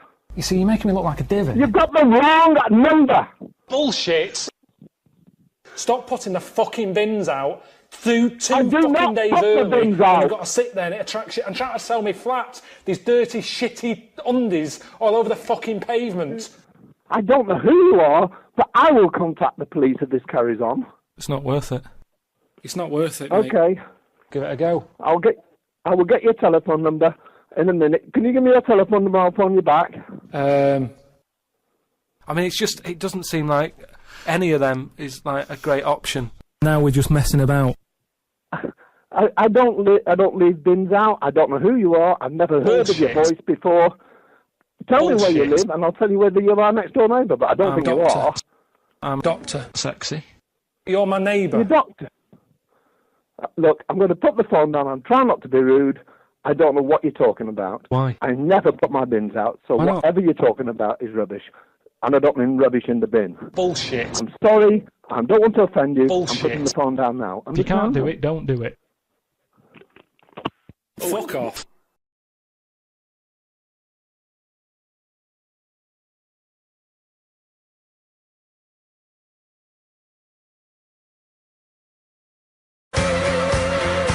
David Bowie, Slow Burn, yeah. Quite a Eno trilogy feel about it. Lodger and sort of low type, yeah. But, yeah. Enjoyable. Now, okay. That's stressful, isn't it? I think we've got things working now. We've had people coming in and out, just shaking their head going, shouldn't have bought that desk. But it's all sorted now, I think. And, you notice how it took about 25 minutes for them to come down as well, though? Do you feel like we're maybe quite low in the pecking order in the building? Definitely. You know, it's like Capital First, Capital Gold. They can shoot off to other sort of pirate stations. People's car radios, then they come back here. Oh, dear. Oh, I had a job at Richard Sounds. Light fitting was buzzing. Now, but we've got... thanks for staying, listening. Right, okay, educating Ricky. What have we got? Airy Chinese kid, go on. Right, yeah. This is the... I didn't want to do this. What do you mean you didn't want to do it? Well, I wanted to give you 3, and I gave you one. It was like the alien man gets a beard or whatever. Yeah, which was total rubbish, so this one should be better, maybe. Hairy Chinese kid. Right, well, we've talked about airy people in the past. True enough. Haven't we? Yeah. You know, the little kids who grew up in woods and hung around with wolves and that. Yeah, again, you're confusing it. Yeah, they're not... there were some people that were born... very hirsute. They were not the people who were brought up with wolves. You just put that together in your Homer Simpson type mind. Right. Well, this is like a sort of close to that sort of story. Yeah. But the weird thing is, right? Chinese people aren't that hairy as a nation. No, seriously, that's a well-known fact. They don't have that much body hair and stuff. Okay. So this little kid who was born over there. He was like covered in stuff. Was he? And it was only his nose that wasn't hairy. The rest of his body was caked in hair, right? And his hair sort of What grew. sort of hair was it? Was thick, thick hair. No, what I mean is, was it sort of like a pony's mane, so he just looked like an Ewok? You know what I mean? Just like hanging down sort of straight, dark hair. In the picture, it looked like it grows from his eyebrow. It grows from his eyebrows quite thick. And then it just goes all the way over his head. You don't think it was just really long eyebrows that he'd done a comb over? No, it was all over his body. It had a picture of, like, his back and that. Yeah. And, had he styled it? Had he styled it at all? Did he have it in a quiff, or...? No, it was just hanging everywhere. all over him. Yeah. And they were like, you know, this is a bit weird. Happening in China, where we're not normally that airy. That was the scientist speaking there. And the local press and that were getting him down, calling him Monkey Boy and all this. Oh. And thinking Chinese press. But the doctor... Yeah. Oh. They're cruel, aren't they? It's like those game shows. Well, that's Japanese, isn't it? Yeah. That's cool. Yeah. And the doctor said... I was talking through all that time while we were just like talking to each other then. Because I turned round and I still saw he was talking. Go on. So anyway, the local press came in to see the hairy boy, the monkey boy. And they were like being tight, taking the mickey out of him, and the doctor said... throwing him nuts. Said he's only airy. Said he's a healthy young kid. The only faults he's got is he's got a little bit of eczema and a boil. And he said everybody should just treat him the same, and I think he grew up a healthy kid. Yeah, so that's the That's the end of the story. That's not a story. Why? Well, but I've got nothing. I don't know what to say to that. So someone in China was born slightly hairier than the rest, and he was normal apart from eczema and a boil. That to me isn't a story. But if it is, I've got a million. I mean, it's sort of like bloke from Manchester went a bit bolder than the rest, got a job on radio. He was normal. I mean, that's not a story, is it? Do you know what I mean? All right, then. Well, coming up to today's show, as I said, we've got all the greatest hits of... the greatest hits? Now you see... No, that is what you said. Now, I was going to say that there'll be no swearing on today's show. There was a lot... No, there's going to be none at all. No profanity or filth or anything like that on today's show. What? There was too much last week, and it's got to be stopped, seriously. What, the boss, was it? Is he really nobbling you? No, higher authority than him. Really? Yeah. What, the radio authority? Have No. they been on to you? I'll tell you, the reason is because you were just pushing it to last night. I'm not surprised at it it. was my mum. I got to stop swearing. Well, it was her birthday, and I phoned her in the week, and she launched straight into it. I was just, well, listen to this. You taped your mum? Yeah, listen. Yep. Happy birthday. Oh. Do you know you don't have to go far on your radio, don't you? What? Your language, my son. What? Well, arse and piss and C-T. I didn't say it. Yeah, no, it's all bleeps out. It's all electronically, cleaned up. No. You take it steady. I didn't bring you up that way. Yeah, well, I got it from you. You used to F and C all over the place when I was little. No, I didn't. Well, you used to come in with a bottle of gin in one hand and a cigar in the other. You lying kid. Yeah, no. Yeah. From a bingo, right? You used to come in with a vicar. Yeah. Used to get Nicky's sherry. You used to come in, effing and blinding. You know, I'm 5 years old. How am I meant to be? You lying toad. You lying toad. How old are you? 73. 73. And I used to correct you in every way you spoke. Yeah. You didn't learn a lot. You got a real old Berkshire accent. Well, yeah, I wonder where that came from. And that other bloke, tell him your handle is Ricky. Why? What's the matter? And it's not Gervais, it's Gervais. So correct him when he's on the radio. Yeah. Your handle is Ricky. Yeah. Do you want to give him a message? Because I'm taping this. Oh, you ain't. Yeah. He said, do you want to give him a message? Because I'm taping it. Faith No More from Out of Nowhere on XFM 104.9. Well. Yeah. Yeah. Pathetic. What? Gervais? Oh, it's got to be Ricky Gervais. My mummy says it's got to be Ricky Gervais. You don't want to get on the wrong side of her. Don't call me Gervais anymore. It's Ricky Gervais. Honestly, you don't want to wind her up. What's all that nonsense about handle? Your handle is Ricky Gervais. What handle? What's she talking about? She was into CB, wasn't she? What? Yeah. She was not younger then. She was about 60. Right. When it was at its peak, and she used to go around, you know, things like, I'm in the land of the brain bottles, I'll be at eyeball, pregnant roller skate, all that sort of stuff. I don't know what she was talking about. I'm in the pub, right? She used to have a gang. What, your mum? Yeah, used to have, they're called the backyardies. They used to come out and, you know, be in the garden. Right. You know, doing a bit of gardening and sort of crazy paving. Hey, help me with that rockery, Lil Chill. That was her name. Chill? Yeah, it was next door. Her name was Lil, and she married Mr. Chill, so she was Lil Chill. Yeah, honestly, you don't want to wind her up. We've got an ad break, then Radiohead, and then the second half of the call. You know why I'm scared of her after this. XFM. Yeah, I was funny, right, because I was in Crowley's show earlier, Gary Crowley. Have you heard of Gary Crowley? I don't know whether I have or not. Gary Crowley's a DJ. Oh. You better say yes, you have, because he's going to listen to this. I've heard of him, yeah. Yeah. What'd you think of him? Not bad. Oh. But listen, we've taped all your last 3 weeks. I'm just going to send it to Larry today. Yeah. For him to hear. Good. You go careful. You don't have to go near the bone. I bet you can't wait. You don't believe I'm going to play this, do you? Not if there's any swearing on there, you better not. Well, you wouldn't swear, would you? No. You would, I never taught you to swear anyway. I used to correct you in everything you said and done. Yeah. Even to the teas in the water. You remember? And the teas in the butter. You've never had water? No. Unless it's mixed in with beer? No. Remember when you taught me to do the dustman's blow when you hold one nostril and blow it all out the others? You filthy animal. You taught me that. I did not. You used to come in and you used to, if I was naughty, you used to gob at me. Ian, I'm talking filthy. You know I couldn't do that because things like that makes me sick anyway. Yeah. I can't wait to play this on Sunday. No, and I won't wait to get up there and get you. Do as an ident. Say, Ricky Gervais is my son on XFM. Ricky Gervais is my son on XFM. 104.9. 104.9? Yeah. That's it. I think that's a nice Berkshire accent. Yeah. Yeah. Right, okay then, 73. Yeah, don't tell everybody. They all want to join in. Yeah.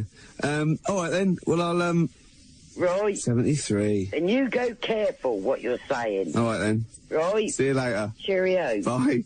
So, no swearing, Steve, yeah? I can't believe you're scared of your mum. I'm not scared of my mum. You're scared of your mum. And you said I was drinking last night on the show. Last time. I wasn't. No, you weren't. Well, you might not have been drinking. You were smoking. Oh, she knows I don't smoke. Well, no, she knows you don't smoke cigarettes. You don't know her, Steve. Hey, and what about does she know about the steroids? Hey, I mean, how do you explain that physique when you go around to see her? She just thinks I work out a lot. Well, it just seems to me, Gervais, that, no swearing on the Ricky Gervais Show. I mean, that's what's made our name. That's our bread and butter. Yeah. I mean... Butter, it is. There's 2 T's in butter. It just seems to me, Gervais, that you're compromising the show. You're compromising the show. I wouldn't compromise the show just when my mum's listening. It's Kenny Rogers.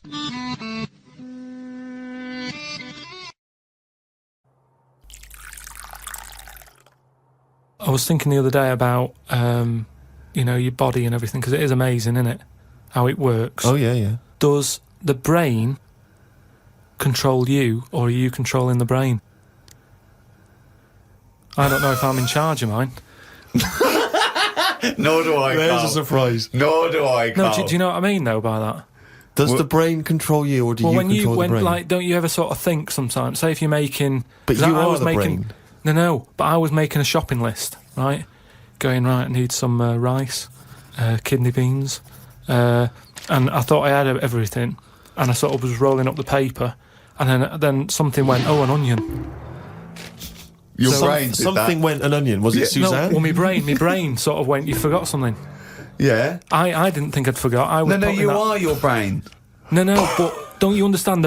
My brain was I was in control of my brain when I was writing down rice and kidney beans. But you're not in charge of the onion. That's another part of the brain that's in charge of the onion. The onion sector. Yeah. No, but I put the paper away, putting my coat on, ready to go and get the rice. Yes, but your onion lobe kicked in. What? So you put the paper in your pocket, you got the coat on, then you just suddenly hear then from nowhere, it was just like onion. Yeah, I'm not even thinking about that shopping list. It's in my pocket. I'm thinking, do I need my gloves? It's cold out. Yeah. Suddenly, onion, and it was like, oh yeah, onion. Yeah, I had to get the paper out. So what I'm saying is, who's in charge? The brain, the mind. The brain is the... What are you doing? Who's in charge? That's just you forgot the onion, and then you remembered the onion. You must have forgotten things in the past. No, but not like that. Not where... Like, it just made me think, that was weird. Who reminded me of that? You did. Yeah, but I'm not... No, you are your brain. It's not like there's you, then there's a brain, then there's an extra one looking down at it. The meta brain, the thing above it. No, but your brain... How does your brain work? You give it information, don't you? Well, it takes... Do you mean you give it information? Well, if I sat in a room with nothing, not feeding it anything, it wouldn't know anything. No, but there's this thing that there's 2 yous. It's this thing that there's Carl and Carl's brain. Yeah, there's not a duality in this. If you go, come on, now think. That's the brain saying that to itself. It's not. There's not 2 people in there having an argument. Come on, brain. And the brain's going, oh, don't you start, I was thinking then. And the other thing's going, brain, onion. And the brain goes, Carl, onion. You are your brain. If you are anything, you are your mind, your brain, your collection of memories, your personality. You're not what you look like. Does that answer your question, Carl? What did you think then? You were thinking of a tortoise on a skateboard then when I did that last sentence, weren't you?